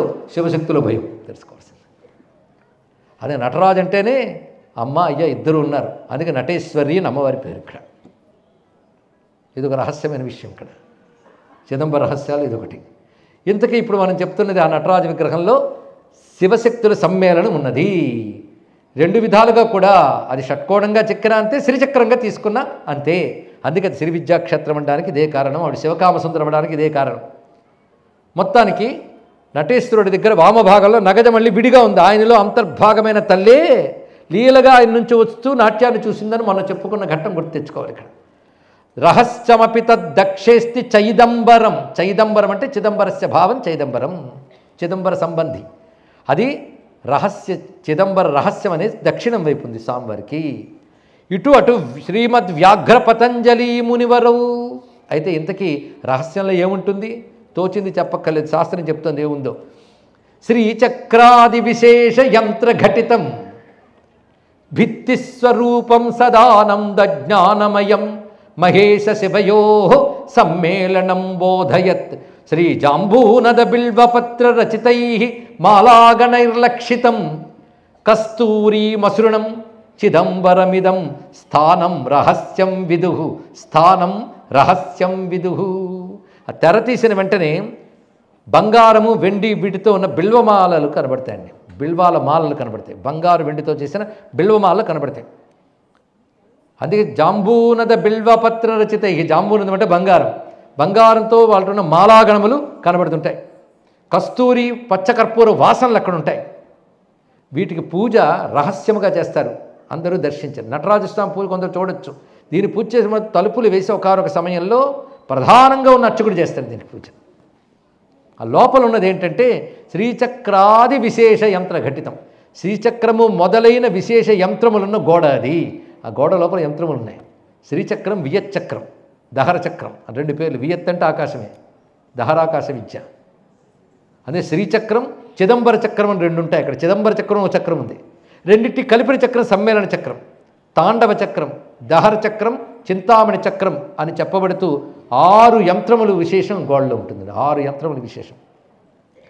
శ్రీచక్రం, చిదంబర చక్రం, సమ్మేళన చక్రం, తాండవ చక్రం, దహర చక్రం, చింతామణి చక్రం, ఈ 6 చక్రములు అందులో ఉంటాయి. భిత్తి స్వరూపం చూడ్డానికి గోడ రూపంలో కనబడతాయి, లోపల అంతర్లీనంగా ఇన్ని రహస్యములు ఉంటాయి. అది జ్ఞానానందమయం, సదా ఆనంద జ్ఞానమయం, ఎల్లవేళలా ఆనంద జ్ఞానంతో కూడినటువంటిది. అటువంటి దివ్యమైనది మహేశ శివయోగ సమ్మేళనం బోధయత్. శివశక్తుల సమైక్యాన్ని చెప్పేటువంటి స్వరూపమది. అటువంటి రహస్య స్థానానికి నమస్కారము అన్నారు. మొత్తం కథ అంతా చెప్పి చిట్ట చివరి రహస్యస్థానం వరకు కూడా చెప్పుకున్నాం మనం. ధన్యులమైపోయామండి. ఇలాంటి నటరాజస్వామి వారిపై వందే శంభుముమాపతిం సురగురుం వందే జగత్కారణం వందే పన్నగభూషణం మృగధరం వందే పశూనాం పతిం వందే సూర్యశశాంక వన్యనయనం వందే ముకుంద ప్రియం వందే భక్తజనాశ్రయంచ వరదం వందే శివం శంకరం అని రచించినవాడు వ్యాఘ్రపాదుడు. వరుస శ్లోకాలు ఇవి, అదొక్కటే అందరికీ తెలుసు. కానీ వరుస శ్లోకాలు వందే వందే వందే వస్తుంటాయి. అందులో మొత్తం శ్లోకాలు చెప్పట్లేదు. అందులో ఆయన సందర్భం బట్టి అడుగడుగున చిదంబరపతిని చూపిస్తున్నాడు. వందే వ్యోమ సభాపతిం నటపతిం వందేర్కదంతాపహం వందే నిర్మలమాదిభూతమనిషం వందే మఖధ్వంసినం వందే నిత్యమగేంద్రజా ప్రియకరం వందేతి శాంతాకృతిం వందే చిత్సభమీశ్వరం సురణుతం వందే త్రిమూర్త్యాత్మకం. ఇలా వరుసగా శ్లోకాలు 8, 9 ఇచ్చాడు ఆయన. అందులో నామాలు తీసి పూజ చేయమంటాడు. ప్రతివాసనం నామాలు తీస్తే 108 వస్తాయి. మొత్తం 108ని అలా పెట్టేశాడు. అలాగే సదంచితము దంచిత నికుంచిత పదం అని చదివేమే, అందులో శివనామాలు తీస్తే 108 వస్తాయి సరిగ్గా. వాళ్ళ రచన విధానాలు చూడండి, చెప్పినది మళ్ళీ చెప్పడం, అలా 108. పైగా వాటికి కొమ్ములు కాళ్ళు లేవని చెప్పుకున్నాం, ఐత్వాలు ఓత్వాలు లేవు, అదేవిధంగా దీర్ఘాక్షరాలు లేవు మొత్తం. ఎందుకంటే పాము కొమ్ములు కాళ్ళు ఉండవు కదా, అందుకే పతంజలి అలాగే రాశాడు. మరి శార్దూలం గారు పెద్దపులి గారు ఇంత వృత్తాలు తయారు చేశారు. వందే శంభుముమాపతిం, ఇది తెలిస్తే శార్దూల ఛందస్సు, ఇది ఛందస్సు పేరే శార్దూలం, దానిలో రచించాడు. దీని ఛందస్సుకి శక్తి చూడండి. అందుకే నోరారివి చదువుకోగలగాలి, చదవడం చేత కాకపోతే తెలిసిన వాడి దగ్గర మఠం వేసుకుని నేర్చుకుని చదవాలి, అంతే తెలుసుకుని. నేను కంప్యూటర్ నేర్చుకుని పనిచేయట్లే, ఇవి అలా చేయండి. ఇక్కడ ఈ మహానుభావుడే అమ్మవారిని కూడా స్తుతించాడు వ్యాఘ్రపాదుల వారు. అది రోజు మనం చదువుతున్న పుండరీకపుర మధ్యవాసిని వృత్తరాజసగ ధర్మచారిణి అద్రిరాజతనయాం దినే దినే చింతయామి శివకామ సుందరీం షోడశార్ణపరదేవతాముమాం పంచబాణన చయోద్భవేక్షణాం పారిజాత తరుమూల మండపాం చింతయామి శివకామ సుందరీం షోడశార్ణపరదేవతాం, షోడశీ మహామంత్ర రూపిణి, అది చూపిస్తున్నారు ఇక్కడ. అది శ్రీ విద్యా రహస్యములన్నీ చూపించారు. ఇది పుండరీక చరణర్షిణాకృతం స్తోత్రమేతదగహం పఠంతితే, అక్కడ వ్యాఘ్రపాదుల చేత రచింపబడిన స్తోత్రం అని స్పష్టంగా చెప్పారు. ఇటువంటి దివ్యమైన చిదంబర క్షేత్రంలో స్వామి రూపాన్ని ఒక్కసారి ధ్యానం చేస్తే కుంచితాంఘ్రిస్తవం ద్వారా భూతే సంస్థాప్య చైకం చరణ సరసిజం దక్షిణం వామపాదం శింజన్మంజీరశోభం విధిముఖ దివిషత్ పూజితం భక్తిభాజాం ధర్మాధిష్టాన్ ప్రదోతుం ధనలిపి సహితం కుంచిదుద్ధృత్య తిర్యక్చంకుంచానంద నృత్తం కలయతి వరదం కుంచితాంఘ్రిం భజేహం. ధర్మాధిష్టాన్ ప్రదాతుం, ఆయన చెయ్యి చూపిస్తున్నాడు. ఈ కుంచితాఘ్రుడు కానీ ఆశ్రయిస్తే ధర్మ అర్థ కామ మోక్షాలు 4 ఇస్తానన్నాడు. ఒకటే కాదు, ఇక్కడ 4 ఇస్తాడట. పైగా అది చెప్పడం కోసం కుంచితాంఘ్రికి చేసిన అలంకారంలో బంగారంపై వజ్రములు మొదలైన రత్నములు పొదిగినటువంటి 2 అక్షరాలు పెడతారండి స్వామికి అలంకారం చేసి. ధన సలలిత ధన లిపియుతమై సకల కళా నిధానమై అనుగ్రహ పదము చిదానకాశమందున ఇది శివపదము సదానంద పదము హృదాస్పదము శ్రీప్రదము. ధనలిపి సహితం అన్నాడు ఇక్కడ. ధనలిపి ఆ 2 అక్షరాలు ఏంటంటే తమిళంలో ధ న అనే అక్షరములు, ధ న అని 2 అక్షరాలు పెడతారు, పాదం దగ్గర ఉంటాయి. పైగా స్వామికి సరిగ్గా ఇది మాతృకాన్యాసాదులు తెలిసిన వాడి శ్రీ విద్యలు తెలుస్తాయంటే ధనస్థానం అంటే తాథా దా ధా న, ధా న అనే అక్షరముల స్థానం ఎడం పాదం దగ్గర చీలమండల దగ్గర మొదలవుతుందండి. ఇక్కడ మాతృకా వర్ణములు.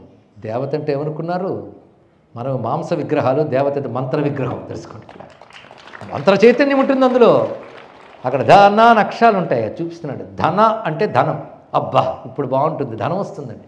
ధనం అంటే ఏమిటో చెప్పండి. ధన్యతనిచ్చే ధనం అన్నాడు. ధన్యత అంటే ఏమిటి, ఇది ప్రశ్న. ఇక్కడ ఏది పొందాలో అది పొందడమే ధన్యత, ఇంకోటి కాదు. ఇక్కడ ఆకలి వేసినప్పుడు అన్నమే ధన్యత.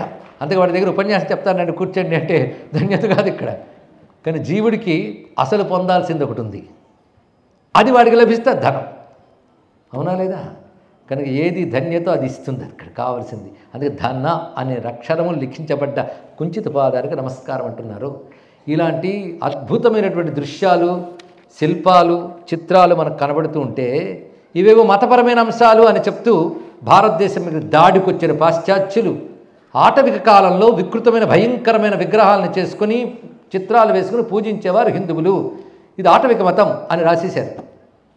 ఇప్పటికీ మన స్వతంత్రం వచ్చిందే కానీ అందరూ వాళ్ళ భక్తులే. ఇప్పుడు ప్రతివాణ్ణి భారతీయులకు దూరంగా పెంచారు పెద్దలందరూ, అవునా లేదా? అందుకే ఇతర మతాల్లో వాళ్ళ అంశములు చెప్పినప్పుడు వాళ్ళ యువత ఉత్సాహంగా ఉంటారు, వాటి మీద ప్రేమతో ఉంటారు. మనం పిల్లల్ని కూర్చోబెట్టడం కష్టం, ఉన్నా వాళ్ళు అహంకరించి అలా పెడితే అలా వింటూ ఉంటారు. గౌరవం లేదు వాళ్ళకి. కారణం ఆ చదువులు చదివి పాడైపోయిన వాళ్ళు. ఇలాంటి పరిస్థితి 20వ శతాబ్దం మధ్య భాగం వరకు చాలా కొనసాగిందండి. తర్వాత కొన్ని మార్పులు వచ్చే సైంటిస్టుల్లో, అది మాత్రం మనం ఇప్పుడు చదువుల్లో పెట్టలేదు. కారణం స్వతంత్రం వచ్చిన తర్వాత భారతీయతకు విరుద్ధమైన చదువులే చదువుతూ వచ్చాం, కానీ భారతీయతకు సమ్మతమైన చదువులు ఇంతవరకు చదవలేదు. చదివిద్దామని ప్రయత్నిస్తే రాజకీయంగా అడ్డుకోవడం అనేది కూడా ఘోరంగా కనబడుతుంది. కానీ మొట్టమొదటిగా మనం చెప్పుకున్నాం, బ్రిటిష్ యూనివర్సిటీలో అక్కడ క్యూరేటర్గా ఉన్నటువంటి కుమారస్వామి అని ఒక ఆయన ఒక్కసారి ఆశ్చర్యచకితుడై, భారతీయ సంతతికి చెందినవాడు, సిలోన్కి చెందినవాడు అతను. ఆయన చిదంబరంపై అత్యద్భుతం గ్రంథం రాగానే చాలామంది కళ్ళు తెరుచుకుంది. అందులో అణువిజ్ఞాన శాస్త్రం మీద పరిశోధన చేస్తున్నాం, న్యూక్లియర్ సైన్స్లో పరిశోధన చేస్తున్నాం. తొలి దశలో ఉన్న సైంటిస్టుల్లో ఓపెన్ హ్యామర్ మొదలైన వర్గం చాలామంది తెలుసు. ఆ వర్గంలోనూ ఫ్రిడ్జాఫ్ కాప్రా ఒక ఆయన ఉండేవాడు. ఆయన ఆశ్చర్యంగా ఒక అణువులో కదిలేటువంటి మూమెంట్స్ మీద ఒక పిక్చర్ గీసుకున్నాడు. సైంటిఫిక్ డయాగ్రామ్లు వేసుకుంటారు కదా, దాని గురించి రీసెర్చ్ చేస్తున్నాడు. ఈ సమయంలో ఒక మ్యూజియంకి వెళ్ళగానే నటరాజ విగ్రహం కనబడింది. ఆయన హఠాత్తుగా తాను గీసుకున్న డయాగ్రామ్కి విగ్రహానికి ఏదో సంబంధం ఉంది అనిపించి, ఇది ఎక్కడిది అని అడిగారు. ఇది భారతదేశంలో ఉంటుందండి ఫలానా చోట అంటే, ఈ దేశం కోసం వచ్చారండి. వచ్చి ఎంత గొప్పది ఈ దేశం అని తిరుగుతూ ఒక సముద్ర తీరం దగ్గర ఆలోచన చేస్తున్నాడు. నటరాజుట ఆయన పేరు. అది డ్యాన్స్ట. డ్యాన్స్ అంటే ఏమిటి? రిథం. రిథం సృష్టి అంతా ఒక రిథమిక్ పల్సేషన్తో వెళుతుంది అన్నాడు. ఇక్కడ ఒక లయతో నడుస్తుంది సృష్టి అంతా. అడ్డదిడ్డం కాదు, ఒక రిథం ఉంది. మీరు నడిచేటప్పుడు ఒక రిథం ఉంది, ఊపిరిలో ఒక రిథం ఉంది, సృష్టి అంతా రిథం ఉంది. అణువు మొదలు బ్రహ్మాండం వరకు రిథం ఉంది. దేని రిథం దానిది అనుకుంటాం, కానీ అన్ని రిథమ్స్ ఒక కాస్మిక్ రిథంలో పార్ట్స్ అని చెప్పాడు. ఇక్కడ చూడండి, కాస్మిక్ రిథం. విశ్వమంతా ఒక రిథం ఉంది, అందులో ఇవన్నీ పార్ట్స్. ఇది ఒక సైంటిస్ట్గా గొప్ప థింకర్ కనుక ఆయన ఆలోచించాడు. ఇక్కడ చూడండి, ఇక్కడ ఆలోచిస్తే ఆయన ఒక మాట అంటాడు, ఒక సముద్ర తీరం దగ్గర కూర్చొని దీని గురించి ఆలోచిస్తున్నాను. అప్పుడు నాకు అర్థమైంది, లేచి వెళుతున్న కెరటంలో లయ కనబడింది, ఎగురుతున్న పక్షి రెక్కల రెపరెపలో లయ కనబడింది, తాకుతున్న గాలిలో రెపరెపలు కనబడుతున్నాయి నాకు. I saw cascades of energy coming down from outer space in which particles were destroyed in rhythmic pulses. I saw అన్నప్పుడు తానే అక్కడ ఫస్ట్ వీసి పెడతాడండి. I saw the atoms of the elements and those of my body participating in the cosmic dance of energy. ఇది చెప్తున్నాడు ఇక్కడ. సృష్టిలో ప్రతిదానిలో, being a physicist I know that, ఒక భౌతిక శాస్త్రవేత్తగా నాకు తెలుసు, ఇక్కడ కదలకుండా ఉన్న రాతిలో కూడా చలనం ఉంది, అణువుల్లో చలనం ఉంది, ప్రతి పరమాణువులో ఒక చలనం ఉంది. కనుక జడ జగత్తులో కూడా ఒక చైతన్య స్పందన ఉంది. ఇది తెలిస్తే చిచ్చక్తి చేతనారూప జడశక్తి జడాత్మిక అర్థమవుతుంది. ఇక్కడ ది సైంటిఫిక్ టర్మ్స్ ప్రతి స్తోత్రంలో కనబడుతున్నాయి, తెలుసుకోండి. ఇక్కడ I felt its rhythm and heard its sound, and at that moment I knew that this was the dance of Shiva, the lord of dances worshipped by the Hindus. ఇది ఆయన రాసిన వాక్యం. ఇది గమనించాక నా శబ్దాన్ని విన్నాను, స్పందన తెలుసుకున్నాను. Every proton occasionally goes through exactly this dance of creation and destruction. ఈ మాట అనేది డాక్టర్ కెనెత్ ఫోర్డ్ అనేటువంటి న్యూక్లియస్ సైంటిస్ట్. ఆయన చెప్తున్నాడు, Shiva's dance is nothing but the energy dance in every subatomic matter. ఇది ఆయన చెప్తున్న గొప్ప మాట. All things are aggregations of atoms the dance and by their movements produce sounds.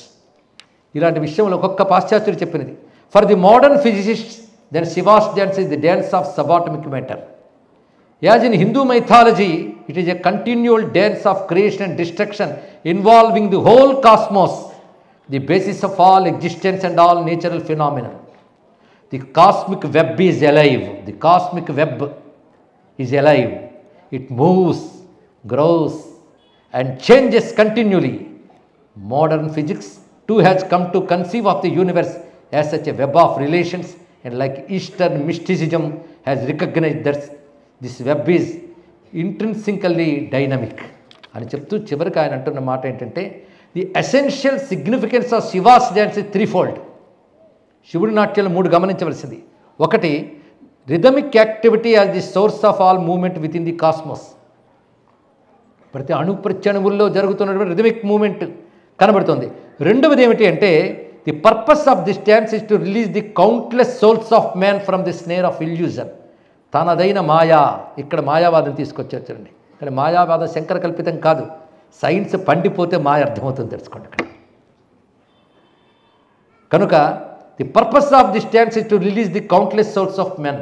లెక్కలేని జీవుల పుట్టుక చావులు ఆ నాట్యంలో ఉన్నాయి, కదలికలు. ఇది రెండో ఫోల్డ్.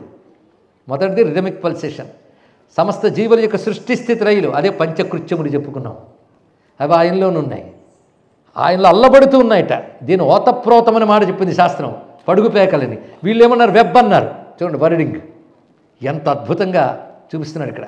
మూడవది ఏంటి, త్రీఫోల్డ్లో మూడవది ఏంటంటే thirdly the place of the dance Chidambaram, the centre of the universe is within the art అన్నాడు. చూడండి ఇక్కడ ఇది threefold. It is the synthesis of science, religion and art.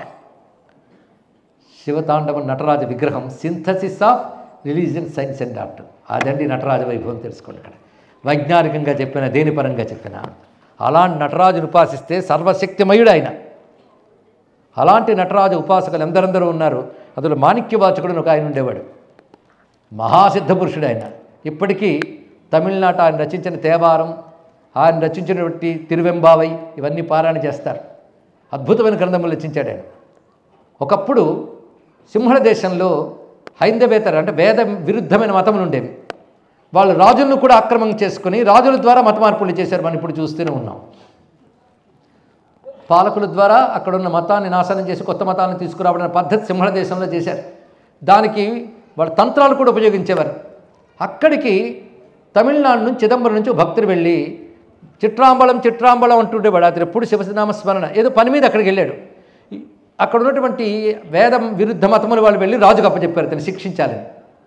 ఎక్కడి నుంచి వచ్చామన్నారు, పొన్నాంబళం చిట్రాంబళం. పొన్నాంబళం అంటే కనకసభ, చిట్రాంబళం అంటే చిత్సభ. ఇది చెప్తున్నాడు ఆయన. కొట్టినా తిట్టినా అదే చెప్తున్నాడు. ఇదేదో గొప్ప పేరు చెప్తున్నాడే, దాని గురించి సమాచారం కావాలన్నాడు రాజు. అది చాలా గొప్ప క్షేత్రం అండి, దాన్ని ఆధారం చేసుకుని వేదధర్మం వర్ధిల్లుతోంది అంటే అక్కడ వెళ్ళి అది నాశనం చేసి మనం మన మతాన్ని స్థాపన చేద్దామని బయలుదేరట. దీన్ని బట్టి అలా బయలుదేరడాలు అలవాటు ఉన్న వాళ్ళు ఉంటారని తెలుస్తుంది ఇక్కడ. మొత్తానికి ఇక్కడికి వచ్చారు.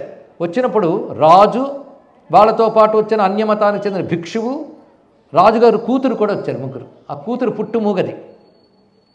వచ్చి ఇక్కడ మీకున్నటువంటి శైవ మతాన్ని, వేద మతాన్ని మేము వాదంలో ఖండిస్తాం, మా మతాన్ని మీరు స్వీకరించాలి అని చెప్పారు ఇక్కడ. అప్పుడు అలా ఉండేదండి. అతనికి డబ్బులు ఇస్తాం మతం మారిపోండి అని ఉండేది కాదు, వాదంలో ఖండించాలన్నారు. అనగానే ఎవరు కావదిస్తారు వాళ్ళతో? నిత్యార్చనలు చేసుకునే వాళ్ళు కాదు, కుతర్కాల్లో పాల్గొనగలరా? స్వప్నంలో వాళ్ళకి కనబడి అక్కడ మాణిక్యవాచకుడు ఉన్నాడు, ఆయన వాదిస్తాడు, శివుడు చెప్పాడు ఇక్కడ. వాళ్ళు వచ్చి శివుడు కల్లో కనబడి చెప్పాడు నువ్వు వాదించాలి. ఇదేం పని, ఏదో భక్తిగా గానం చేసుకుంటే నాకు పని చెప్పాడు ఏమిటి? సరే శివాజ్ఞ కదా, ఆయనే చూసుకుంటాడని మఠం వేసి కూర్చున్నాడు. వాదనకు సిద్ధమయ్యారు ఇక్కడ. వాదన సిద్ధమైనప్పుడు ముందు వాళ్ళ సిద్ధాంతాలు చెప్పమని ఈయన. ముందు సిద్ధాంతం ఉంటుంది. సిద్ధాంతం చెప్పగానే అవి తర్క విరుద్ధములు, శాస్త్ర విరుద్ధములు ప్రతిపాదన చేశాడు. ఒక్కొక్క దానికి పద్ధతిగా చేశాడు. ఎవరు? మాణిక్యవాచకుడు. వాళ్ళు ఓడిపోయారు. ఓడిపోతుంటే కోపం వచ్చి వితర్కం చేస్తారు, కుతర్కం చేస్తారు, అరుస్తారు. శేషం కోపేన పోరయ్యత్ అన్నట్లుగా అలాంటివన్నీ చేస్తున్నాడు. వీడు వితండవాదం చేస్తున్నాడు. ఈ వితండవాదాన్ని ఎలా కొట్టాలి? వెంటనే శివుణ్ణి సరస్వతిదేవిని తలంచుకున్నాడు. తలంచుకోగానే వాదిస్తున్నవాడు నోరు మోగబడిందండి. ఒక్కసారి ఇక్కడ బుద్ధి పని చేయలేదు ఇక్కడ. వెంటనే పాదాల మీద పడిపోయాడు అతను ఇక్కడ. ఆ రాజు కూడా పాదాక్రాంతుడైపోయి స్వామి ఒక్క చిన్న మాట, కుతర్కం చేసి వాదిస్తున్నవాడు నోరు కట్టో, మూగవాళ్ళని పరికించగలిగితే నేను నీ సిద్ధాంతాన్ని ఒప్పుకుంటానన్నా. మాట్లాడుతున్నవాడిని మూగవాడిని చేశావు, మూగవాళ్ళని నువ్వు పరికించగలిగితే నేను నీ వేద మతంలోకి మారిపోతాను. మారిపోవడం కాదు, నా అసలు పూర్వం ఉన్న వేద మతంలోకి వస్తానని తెలుసుకోండి ఇక్కడ. ముందు అక్కడే మొదటి మతం అదే, వస్తానని చెప్పాడు. వెంటనే సరే ఇదంతా శివానుగ్రహం తెలిసిపోయింది అన్నాడు. ఇప్పుడు ఎవరున్నారు మూగవారంటే నా కూతురు పుట్టు మూగ, ఈమె చేత నువ్వు మాట్లాడించు అంటే శివుడిని ధ్యానం చేసి అమ్మా అని ఒక ప్రశ్న వేశాడు. వెంటనే నోరు తెరిచి సమాధానం చెప్పింది ఆమె. మొత్తం వేద సిద్ధాంతానికి, వైదిక శైవ సిద్ధాంతానికి సంబంధించి ఎన్ని ప్రశ్నలు వేస్తే అన్నిటికీ ఆమె సమాధానం చెప్పింది. అక్కడ ఉన్న వాళ్ళందరికీ శాస్త్రబోధ అయిపోయింది. ఇప్పటికీ ఆమె చెప్పిన మాటలు, ఈయన వేసిన ప్రశ్నలు తిరుచాళల్ అని తమిళంలో పుస్తకం లభ్యమవుతుంది. ఇది కథ కాదు, జరిగినది. అది చూసి పాదాక్రాంతుడి సింహళ దేశాధిపతి శివభక్తుడయ్యాడు. ఇది మూకం కరోతి వాచాలం పంగుం లంఘయతే గిరిం యత్కృపాతమహం వందే పరమానంద తాండవం. ఆయన తాండవానికి నేను సమయం పెట్టగలనా? ఎంతో ఉన్న సహృదయులు, చక్కటి శ్రోతలు దొరికారు. ఇంత నిండైన సభలో చిదంబర రహస్యాన్ని కడుపు నిండా చెప్పుకున్న భాగ్యం నాకు లభించింది ఇక్కడ.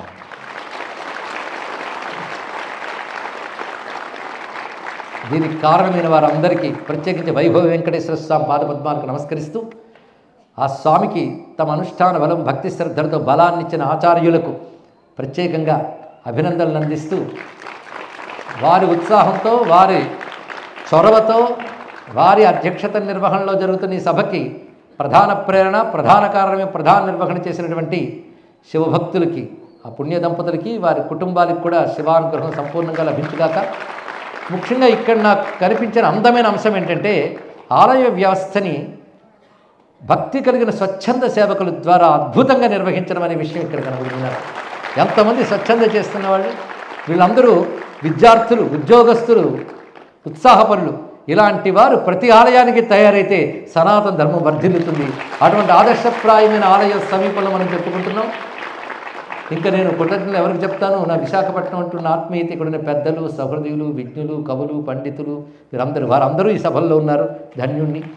ఇంతమంది శ్రోతలు దొరికే కానీ వాళ్ళు ఖచ్చితంగా మఠం వేసుకొచ్చి కూర్చున్నది ఎప్పుడు ప్రారంభించినా 8 గంటలు ముగించేస్తాను. ఎందుకంటే లేట్ అవ్వకూడదు, నాకు మీకు కూడా. అలసిపోయి ఉంటాం, విని మీరు అనిమే నేను. అందుకు తర్వాత వీళ్ళు ఏదో పెద్ద కార్యక్రమాలు పెట్టుకుంటారు ఆఖరి రోజు కనుక తొందరగా ముగిద్దాం అనుకున్నాను నేను. కానీ నా వల్ల కాదు, చెప్పింది నేనైతేనా మోకం కరోతి వాచాలి. కనుక సమయం ఎక్కువ శివుడు తీసుకున్నాడు కనుక మనం కొంచెం అనుకూలంగా తర్వాత అంతా సంక్షేప సుందరంగా జరుపుదురుగాక అని నా బాధ్యత నేను పూర్తి చేసి శివకామ సుందరీ సమేత నటరాజస్వామికి మీకు నేను కొన్ని మంత్రాలు ఇచ్చాను, మర్చిపోయారేమో, ఇప్పుడు అనిపిస్తా. యస్మాత్ సర్వం సముత్పన్నం చరాచరమిదం జగత్ ఇదం నమో నటేశాయ తస్మై కారుణ్యమూర్తయే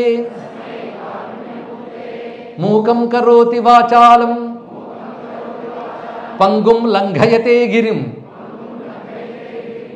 యత్కృపా తమహం వందే పరమానందతాండవం పరమానందమాధవం.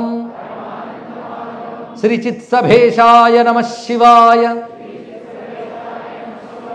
శ్రీతాండవేశాయ నమః శివాయ, శ్రీమన్నటేశాయ నమః శివాయ, శ్రీమూలనాథాయ నమః శివాయ. ఇప్పుడు అంతా విన్నాక మొదటి రోజు ఒక విషయం చెప్పుకున్నాం మనం. స్విట్జర్లాండ్లో సెర్న్ అనబడే న్యూక్లియర్ సైన్స్ సెంటర్లో 2 విగ్రహాలు ఉన్నాయి. ఆ 2 నటరాజ విగ్రహాలే. అవి ఎందుకున్నాయంటే దాని హెడ్ చెప్పిన మాట, ఇది మా సైన్స్కి దగ్గరగా ఉన్నటువంటి చిత్రం కనుక ఇది మేము పెట్టుకున్నామన్నారు. ఇప్పుడు అర్థమైంటుంది. అది చిదంబర నటరాజ విషయం. అటువంటి శివకామ సుందరీ సమేత నటరాజస్వామికి జై. నమః పార్వతీపతయే. హర హర మహాదేవ.